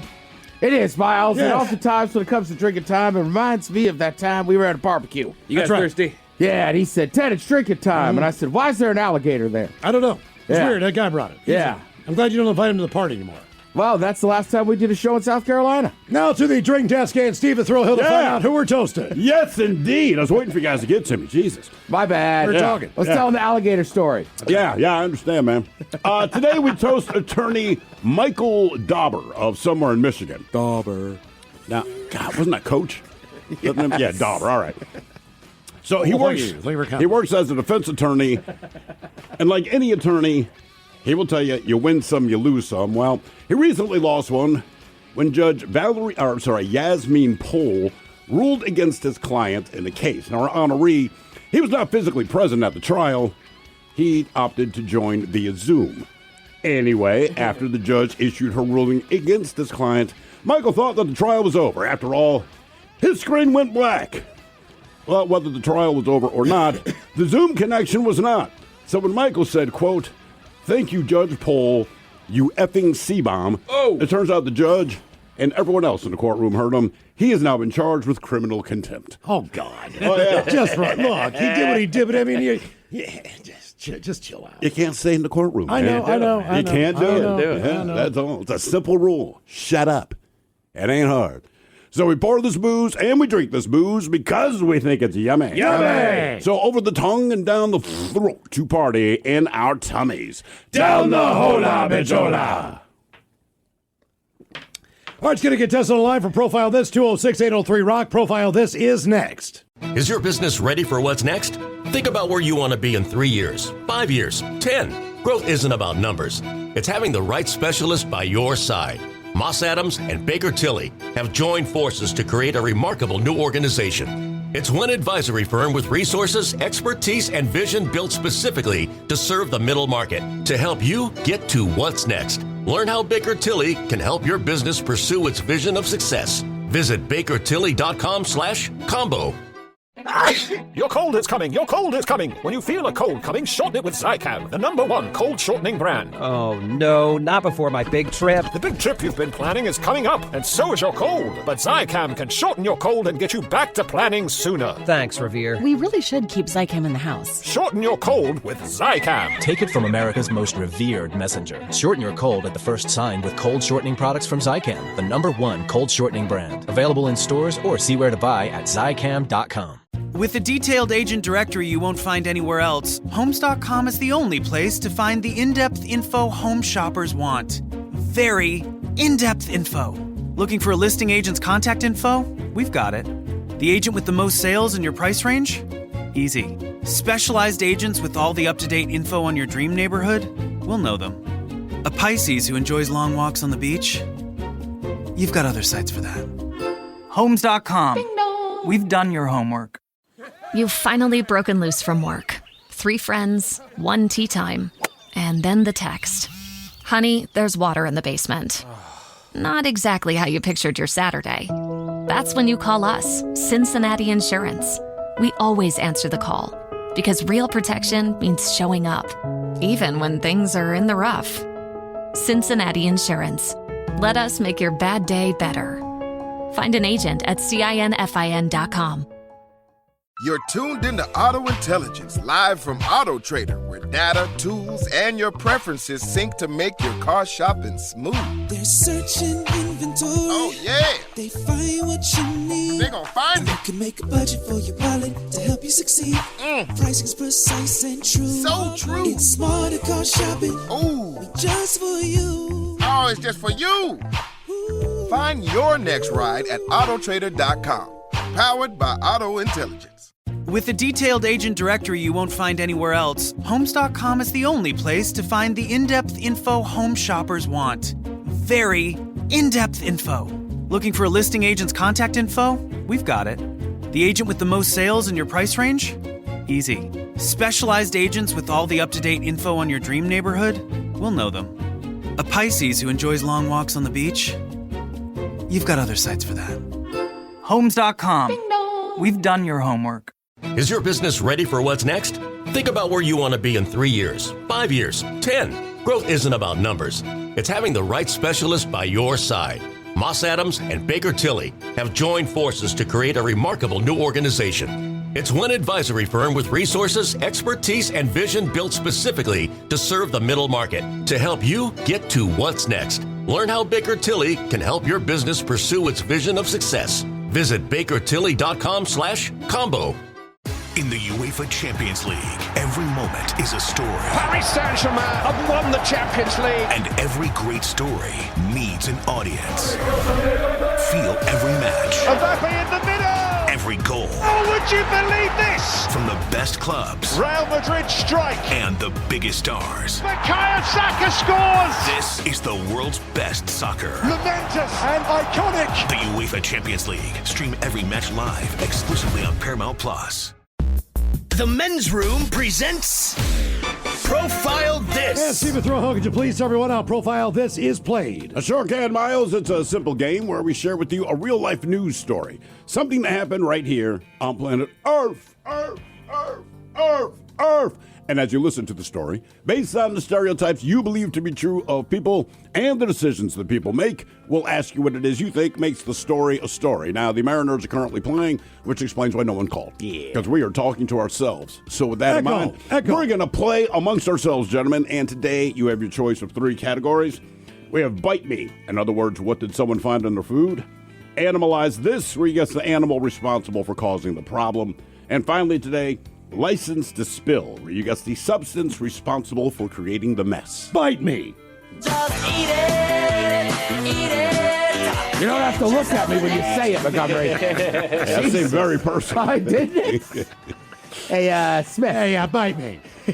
So we go to the fine country of Indonesia, where a 16-year-old student there is one of thousands of children that are fallen ill after consuming meals from the MBG program, a school lunch program in Indonesia. Well, the one student initially reported feeling nauseous after finishing her free meal at school. Quote, "I didn't puke, but other students did." Now, in West Java alone, where this particular girl lives, more than 1,000 students were recently treated for severe stomach pain, dizziness, and shortness of breath. In another part of Indonesia, dozens of students were poisoned due to expired sauce. In a different part of Indonesia, at least 25 students and teachers were reported poisoned after eating the MBG meals last month. As of this week, 7,830 children across the country have received food poisoning from the MBG program, suffering anything from nausea to vomiting. Many have been hospitalized. Now, the National Nutrition Agency, which oversees the program, they've acknowledged the crisis, which makes sense, because 7,830 kids have become sick. Anyway, things are not going so well there. They've had problems with pretty much everything being served. So I'll just ask you, what do you think the students have been finding in their rice? The rice specifically. So understand, it's all kinds of different meals. And no matter what they eat, something goes wrong, like the expired sauce, you name it. So regarding the rice alone, have they been finding maggots? Have they been finding glass shards? Have they been finding mercury, or have they been finding roaches? So maggots, glass, mercury, or roaches? I think it's too easy of an answer. I think it's the safe answer, but I also think it's the right one. I'm going to go maggots on this one. Maggots. Wow. Ted, I'm going mercury. Damn it. What? We're just picking all of Ted's choices in here. I mean, you can still pick them. I know, but I like to be a little bit different. But I'm going to stick with Miles. I don't know why. I don't know how it's in the rice. I just have a real strong feeling. They got mercury in that rice. What was in the rice? Maggots, glass shards, mercury, or roaches? We'll find out next. That was a tease. You are listening to The Men's Room. With a detailed agent directory you won't find anywhere else, Homes.com is the only place to find the in-depth info home shoppers want. Very in-depth info. Looking for a listing agent's contact info? We've got it. The agent with the most sales in your price range? Easy. Specialized agents with all the up-to-date info on your dream neighborhood? We'll know them. A Pisces who enjoys long walks on the beach? You've got other sites for that. Homes.com. We've done your homework. Is your business ready for what's next? Think about where you want to be in 3 years, 5 years, 10. Growth isn't about numbers. It's having the right specialist by your side. Moss Adams and Baker Tilly have joined forces to create a remarkable new organization. It's one advisory firm with resources, expertise, and vision built specifically to serve the middle market to help you get to what's next. Learn how Baker Tilly can help your business pursue its vision of success. Visit bakertilly.com/combo. Just got a new puppy or kitten. Congrats. But also, yikes. Between crates, beds, toys, treats, and those first few vet visits, you've probably already dropped a small fortune, which is where Lemonade Pet Insurance comes in. It helps cover vet costs so you can focus on what's best for your new pet. The coverage is customizable, sign up is quick and easy, and your claims are handled in as little as 3 seconds. Pro tip, Lemonade offers a package specifically for puppies and kittens. Get a quote at lemonade.com/pet. Your future self will thank you. Your pet won't. They don't know what insurance is. Debauchery rolls on. You're listening to The Men's Room with Miles and Thrill. 99.9 KISW. Categories by me on profile this. We go to Indonesia, where Indonesian students I got sick from their school lunch. Many students became ill, blue chunks across the entire country. Something was in the rice, affecting the number 7,830 kids. Yeah, some threw up. Hey, you guys. Totally blowing chunks, dude. I'm Chunks. Nice to meet you. What was in the rice is the question. Maggots, glass shards, mercury, or roaches? Now, first of all, you gentlemen should know that all four of those options were to some capacity. Right, through all of these things. All of them showed up somewhere, but the rice wondered that. was specific. Yeah, that's why I picked those four. Just to give you an idea. So, yes, all of these things were found in school lunches, but the rice specifically, what did they find there? And let's see, Ted and Miles, you guys both went mercury. Mercury. It was not mercury. That was found in some other form of the kids' lunch. Great. Not the rice. And Mike, you went maggots, because let's face it, it's simple. Damn it! No, just glass shards. Jesus. Glass shards. Jesus. That's horrible. Right, we're not just poisoning the kids. We're not just giving them contaminated stuff. Right. We're not just giving them expired sauce. Like, oh, there's also glass in the rice. I mean, I think good they could puke it up and not cut their stomachs. Well, it didn't say they didn't do that. Yeah. Oh, okay. Yeah. Now for all TV news all the time, it's time for TV Time with Ted. And now, because your pathetic life is confined to countless hours in front of a talking box, the Men's Room presents TV Time with Ted. All right, your choices today. You got Seth Meyers, the Jimmys, Fallon and Kimmel, Colbert, Steven, or Ted Smith. Is it Ted or is it late night? It is right there in the title. These guys have teams and challenge the writers, help them come up with their monologues each and every night. It is up to you to determine, is this an actual late night joke and from whom, or could it be a The Ted Smith original? According to new research, Americans lost an estimated $15.7 billion to porch pirates in 2024 alone. And sadly, none of them even had a cool nickname like Blackbeard. The Ted Smith. Ted Smith. Yeah, it's me. It's just Methy Mike. Yeah. Hey! Alliteration.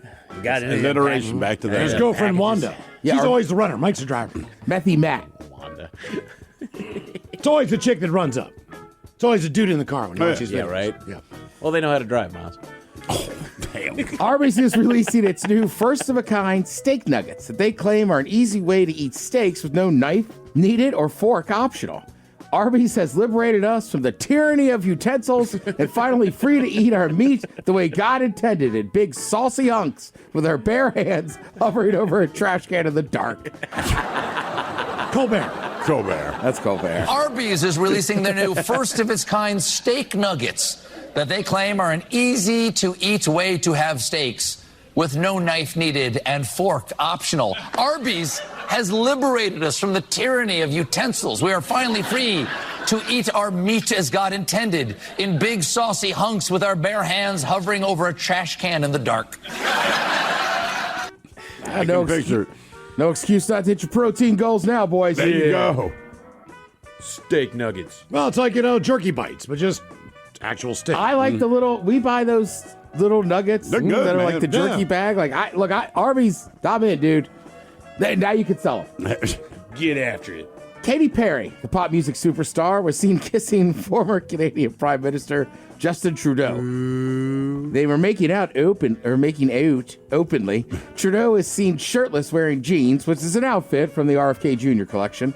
I was wondering how Canada was going to exact their revenge for the tariffs. And there it is. They're taking our women. They're not just taking our women, they're taking our astronauts. I knew it.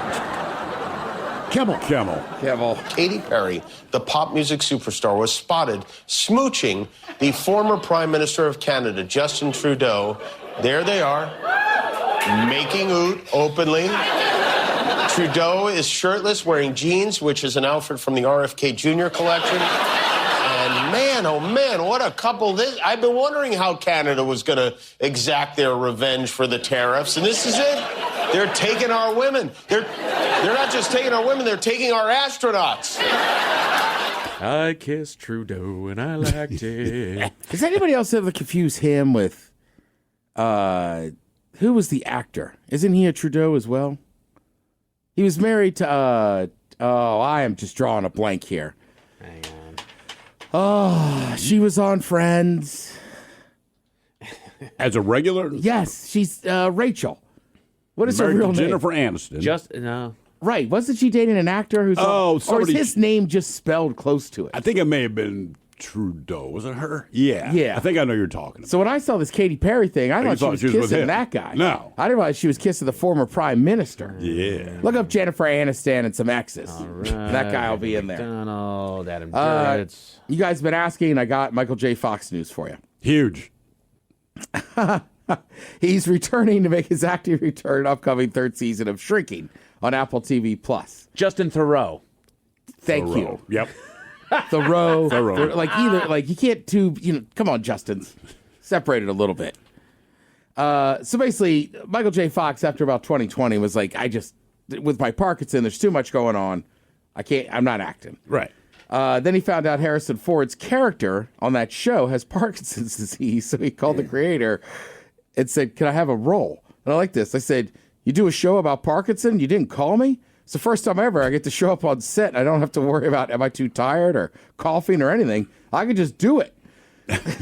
That's a good point. It's amazing acting.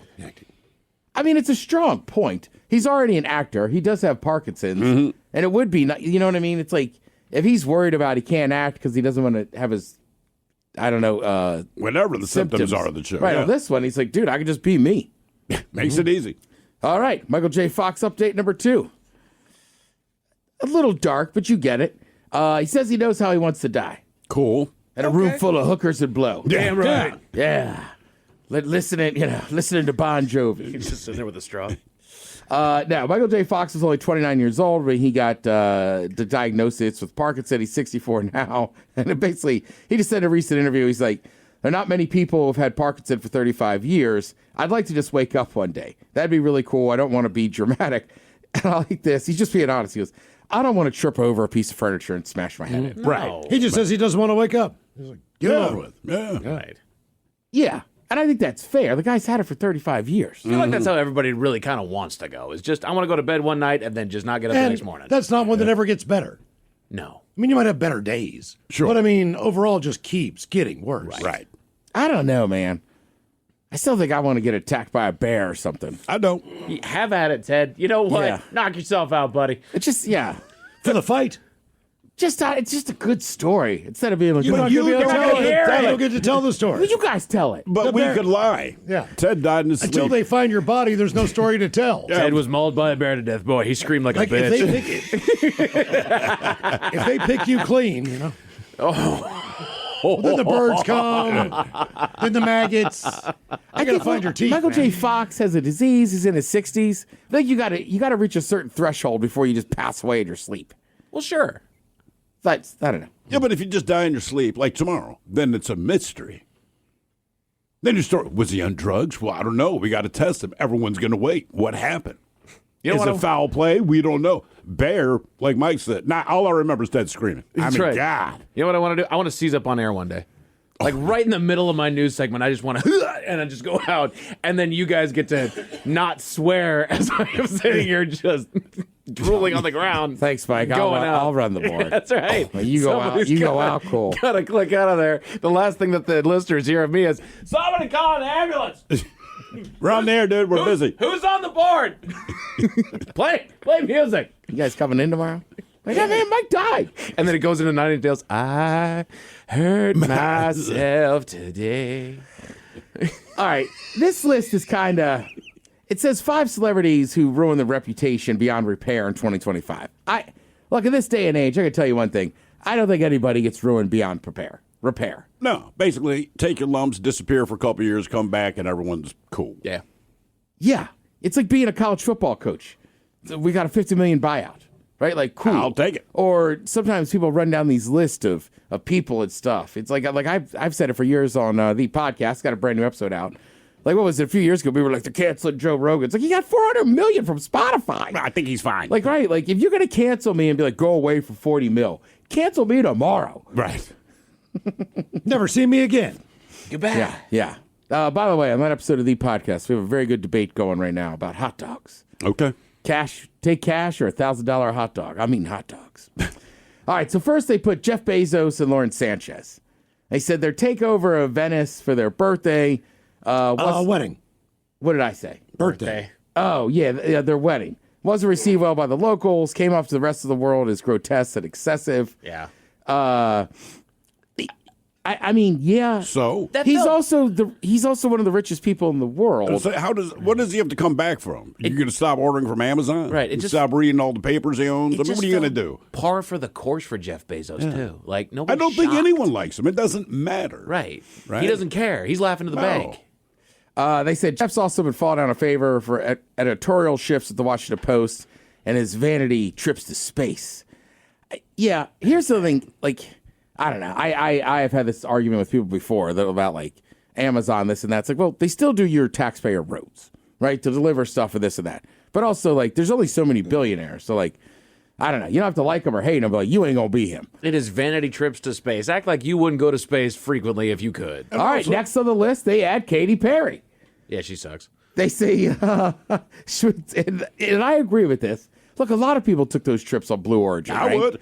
She somehow found herself the main target of criticism over the flight, especially the way she used it to shout out her daughter and announce the set list for her upcoming tour. Shouting out your own kid from space, fair. Announcing your set list, little strange. Yeah. She just came off as somebody who was just a lot more important than she actually was coming down from space. To be fair, I have always felt that way about her. I've just never liked her. I think her music's terrible, which doesn't matter. But just as a human being, she doesn't seem bad. I just find her very annoying based on who I am. So her going into space, I'm like, she acted exactly the way I would think. And what do we also know Katy Perry from? Handful of things. American Idol. But what does Katy Perry do? Sing. Right. She hasn't made a good record in a while. That's the other thing, too. Like they're saying, like she's been in a free fall. Like nobody buys her stuff. They're commercial and critical failures. So that's the other thing, too. With some of these people, you get so popular. You know what I mean? I think actors have a little bit easier because they'll go act. But sometimes with musicians and stuff, it's like, well, hey, your main job is a pop star. You got to put out pop songs people like to stay popular. Sure. You know? I like this one. I agree with. And look, Blake Lively. They say no matter what the outcome is of this legal battle in their movie, It Ends With Us. It seems like it's kind of already ruined a little bit of her career. Mm-hmm. People are saying that's why Taylor Swift doesn't hang out with her. Look, I don't know anything about it. I'm just sick of hearing about it. I'm right there with you. That's all it is. I don't know anything about her, and I don't even read the stories because I do not care. It's your personal crap. But it's like every headline feed that I read. Like, I don't care. Right. Yeah, and I think when you're done, let us know. And it's some of the stuff that leaked out obviously doesn't look awesome. Trying to get like your other famous friends to be like, we got to do this or we got to do that. Like, hey man, that's your thing, right? Yeah. Like I'll write a letter of recommendation or something, but that's about it. And it was kind of the one thing that hurt Ryan Reynolds too. You know, he was universally beloved, and then all of a sudden his wife comes out like with all this, and he just kind of got a little bit of the collateral with it. But I still think he's fine. He should be fine. Because the way he presents himself, you still just kind of like him when you see him. I just don't buy his shtick. And look, it doesn't matter. Like, and he does a bunch of awesome stuff, does movies, but like, I don't know. He's always so outgoing and so nice and kind. I feel like he's like an Ellen. You fraud. Yeah, I think he's got a tyrant backstage. Again, just my theory. It could be, but if you got a public job, then he's doing it right. Be decent publicly, right? I mean, that's the gig. It's what we all do. We actually are terrible. I hate people. Yeah. I know. I beat kittens. Carrie Underwood, I don't think this ruined her career. Basically, she performed at Trump's inauguration. They say it could have cost her half her fan base. She does country. Right. Fairly half safe. the fan base. Are you kidding me? Safe bet there. Yeah, I think she's fine. Yes. Well, that's kind of like brings me to my next story, right? Now there's a petition to get George Strait to play the Super Bowl instead of Bad Bunny. Hey, I will go blue in the face saying this. I don't care which side of the political or whatever you're on. You don't have to watch the halftime show. No. Again, I like rap music. I thought Kendrick Lamar, I was like, it was all right. They picked him because he was like the hottest thing out there, but he played a lot of older tracks, so like it's not for everybody. Like, I don't care. Like, even musical acts I like, but it's the Super Bowl, it's halftime. Right. I'm usually refreshing a snack, maybe getting a little beverage or something. Maybe talking to the old, maybe having one of them left-handed cigarettes. There you go. You know what I'm saying? I always say the same thing. It's like, how long are you going to keep these guys in the locker room? Because it just seems longer than the normal halftime. Yeah. It's like, you realize these guys are getting cold. I mean, their muscles are cramping up. Oh, yeah. Like, more than that, just like speed this crap up. Well, and let's stop acting like this is the first Super Bowl halftime show that people don't like. Every year when they announce who the Super Bowl halftime show is going to be, the comments are littered with, well, now I know what I'm not going to watch. Like, okay. And you will. You already know. Right. And also, shut just up. direct your anger at the NFL. Yeah. Like, I think it's ridiculous. You got to have halftime shows at championship games, or As a football fan, I don't give a rat's ass what happens at halftime. I like football. Yeah. I'm glad that people care this much about entertainment, but it's irrelevant to what the actual event is. The Grambling Marching Band. Yeah. That's entertainment. Mm-hmm. They'd still That's find a football reason. halftime entertainment. I was at that Hussey game. They had the band on the field and a drone show. First ever. Cool. It was awesome. Right. I like watching the band. Me too. I sound like an old man, but it's kind of cool. No, it's very cool. And Miles is right. You go to one of those HBCUs and see those bands. Dude, yeah. Do a drumline, man. Yeah. Just have trot them out there. If you could hear my voice, the Mariners are on. Oh. Yeah. Echo. Thank you, Ted. We appreciate it. You're listening to The Men's Room. The Men's Room returns with Miles and Thrill. Now, let's see what's happening in the real world. All right, here we go. Family's camera catches their cat putting a dead mouse into a pot of chicken noodle soup. We head to New Jersey, where a family dog closes the head of his master and woman in her coop. Yeah. Teachers fired after sharing story about a dildo with a suction cup. A hand-drawn license plate is no way to clear your driving record up. And a kitten is rescued from a storm drain by a remote-controlled car. It is time for your headlines. Now, it's time to hit the headlines. Here's my cock. All right, our top story. We go to California, where the drivers are creative. Highway Patrol spotted a car with something off about their license plate and conducted a stop. Their suspicions were correct after the stop was made. The license plate was indeed fake. But not only was it fake, it was hand-drawn. In cursive. They interviewed the driver. In cursive?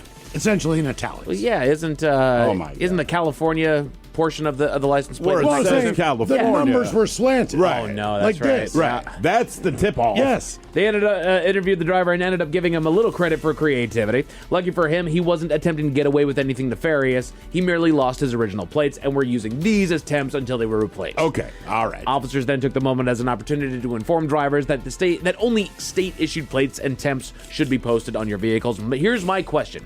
I'm ready to give the guy a pass. How do you lose the original plates? I do not know. They could be stolen. Yeah, they could have been stolen. Okay. You know what? Fair. That's a fair call. Okay. I mean, but wouldn't you have called the cops so that at least when they run your plate, like the numbers match and go, look, either this is the guy that stole the plate, so this is the guy who had the plate. When they stole my scooter, and I went to pick it up, the one thing that wasn't there was my license plate. Oh no! So they informed me, listen, there might be a follow-up call based on something else that happens with your license plate. Gotcha. Just know that. Cool. You switch the plate so you could drive a stolen car. Yeah. Exactly. Or in my case, a scooter. Right. In other news, a teacher in the UK lost her job for inappropriate lesson. Thank you, Miles. Oh, Lord. According to student witnesses, in the middle of a lesson on literature, the teacher took that as a moment to spin a tale of a young man that was sent to the hospital after having some alone time in the bathroom. Do you think this story is real? No. There's no way. No. Okay. For about 25 minutes, she talked about how the lad took a phallic object with a suction cup and attached it to the bathroom door. Another part of the story is he cranked music while he was in there, so he couldn't hear that his grandmother got home. Okay. When he went to use the object, the story goes that grandma had come home and burst through the bathroom door, causing physical trauma and bleeding that sent him to the hospital. The irony is lost on nobody that this side came in the middle of a lesson about Oliver Twist author Charles Dickens. Oh, no. Oh, no. Look, have you ever tried to put a suction cup on a wooden door? Doesn't work. No, it doesn't. You need a metal door or a glass door. That's why we know this is a bunch of some crap. sort of porcelain or plastic or... Why would you even think this is a plausible story Right, to the tell grooves anybody? on there shouldn't work. It doesn't matter if the story is hold. true or not. Why would you share this as a Because teacher of Charles Dickens. with the students, right? Yeah. Damn it, Miles. You know what, guys? Speaking of which, Oh, yeah. you heard this story about this guy? Chuck Dickens? Yeah, I know. That's exactly what I was thinking. Let me tell you about this lad. He went in the bathroom, right? Put a suction cup on dildo. And his grandmom got home and bam! So practically, where do you use that suction cup? Is it shower? The showers, Okay, from what I you've been understand. told. So I've heard. I'm just trying to think that through. Where'd you use that thing? Nice, clean place Glass to go. coffee table? I mean, Yeah. To New Jersey, where a lawsuit has been filed. The story goes that a woman was hiking with a Volvo employee. When they got back to the parking lot, the lawsuit claimed that the woman was standing under the open lift gate on the back of the car when the employee's dog ran under the rear bumper. Now, something to know about this Volvo, it's got that motion-activated close the rear door sensor underneath. All right. So when the dog ran under there, it activated that motion-activated sensor to close the door, bringing it down on the woman's head. She claims that this left her with traumatic brain injury and ailments that may never fully heal, including issues with her vision. She went and saw a doctor that was like, she suffered injuries that may never fully heal. Does the Volvo snap shut like a mousetrap? What the hell? Was it a test drive? No. Why is it important to note that she was with a Volvo employee? Because then she sued the company because it was a company car. Okay, all right. I'm just saying, how fast does this thing close? No, the money's not coming from the dog. Right. You got to find somebody. Was it a Volvo that killed the other lady? The automatic window? Do you guys know the C60, the C60 SUV? Yeah. The C90? Basically, the dog just triggered the button to close No, but I'm the door. saying, how quick does that thing close? And I thought it had a sensor to kind of tell, and it goes back up. I don't know. I'm just saying, like, we have an automatic a close Fiat. on our car. It's slow. It closes slowly. That was a Fiat. That was a Fiat, all right. Oh. A French Fiat. Oh.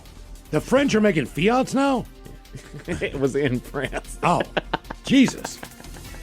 Peugeot was enough. To California, where the animals double as chefs. A local SPCA social media account recently shared a photo on social media of a humorous yet disgusting moment that a foster cat attempted to help with dinner.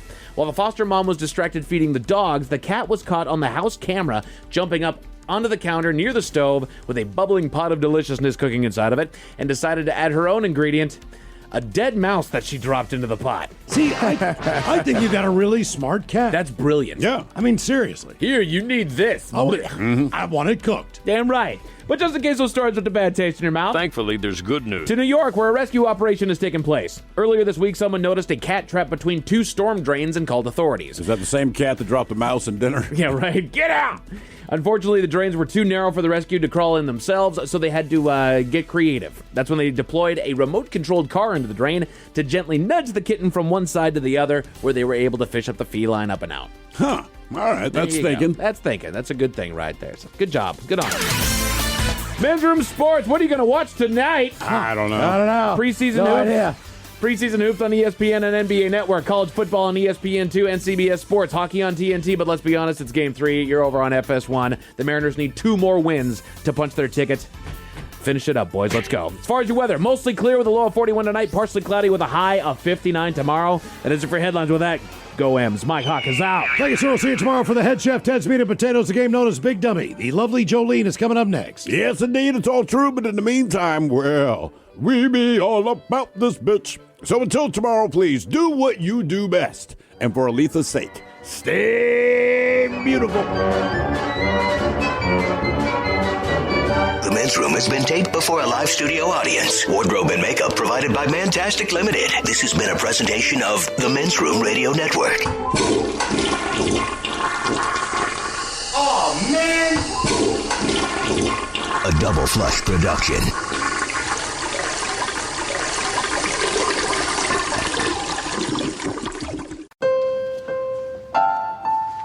At Homes.com, we do whatever it takes to get you the in-depth info on local schools you won't find anywhere else. Things like student-teacher ratio, test scores, and school programs. And sometimes that requires attending school recitals. So many recitals. That's my son. Isn't he terrific? Yeah, a real prodigy. Homes.com. We've done your homework. Is your business ready for what's next? Think about where you want to be in 3 years, 5 years, 10. Growth isn't about numbers. It's having the right specialist by your side. Moss Adams and Baker Tilly have joined forces to create a remarkable new organization. It's one advisory firm with resources, expertise, and vision built specifically to serve the middle market to help you get to what's next. Learn how Baker Tilly can help your business pursue its vision of success. Visit bakertilly.com/combo. In the UEFA Champions League, every moment is a story. Paris Saint-Germain have won the Champions League. And every great story needs an audience. Feel every match. Mbappe in the middle. Every goal. Oh, would you believe this? From the best clubs. Real Madrid strike. And the biggest stars. Bukayo Saka scores. This is the world's best soccer. Momentous and iconic. The UEFA Champions League. Stream every match live exclusively on Paramount Plus.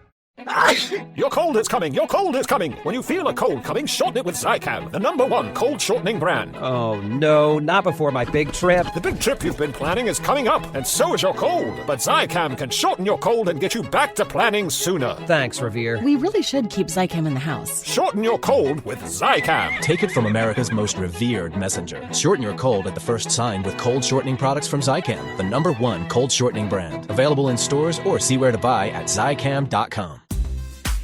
At Cardinal Heating and Air, we elevate your comfort with expert HVAC solutions in the greater Seattle area. Our decades of experience have fostered lasting relationships built on quality service. Whether you need AC repair, heating repair, routine maintenance, a new installation, or an emergency fix, you can trust Cardinal Heating and Air, now offering electrical services.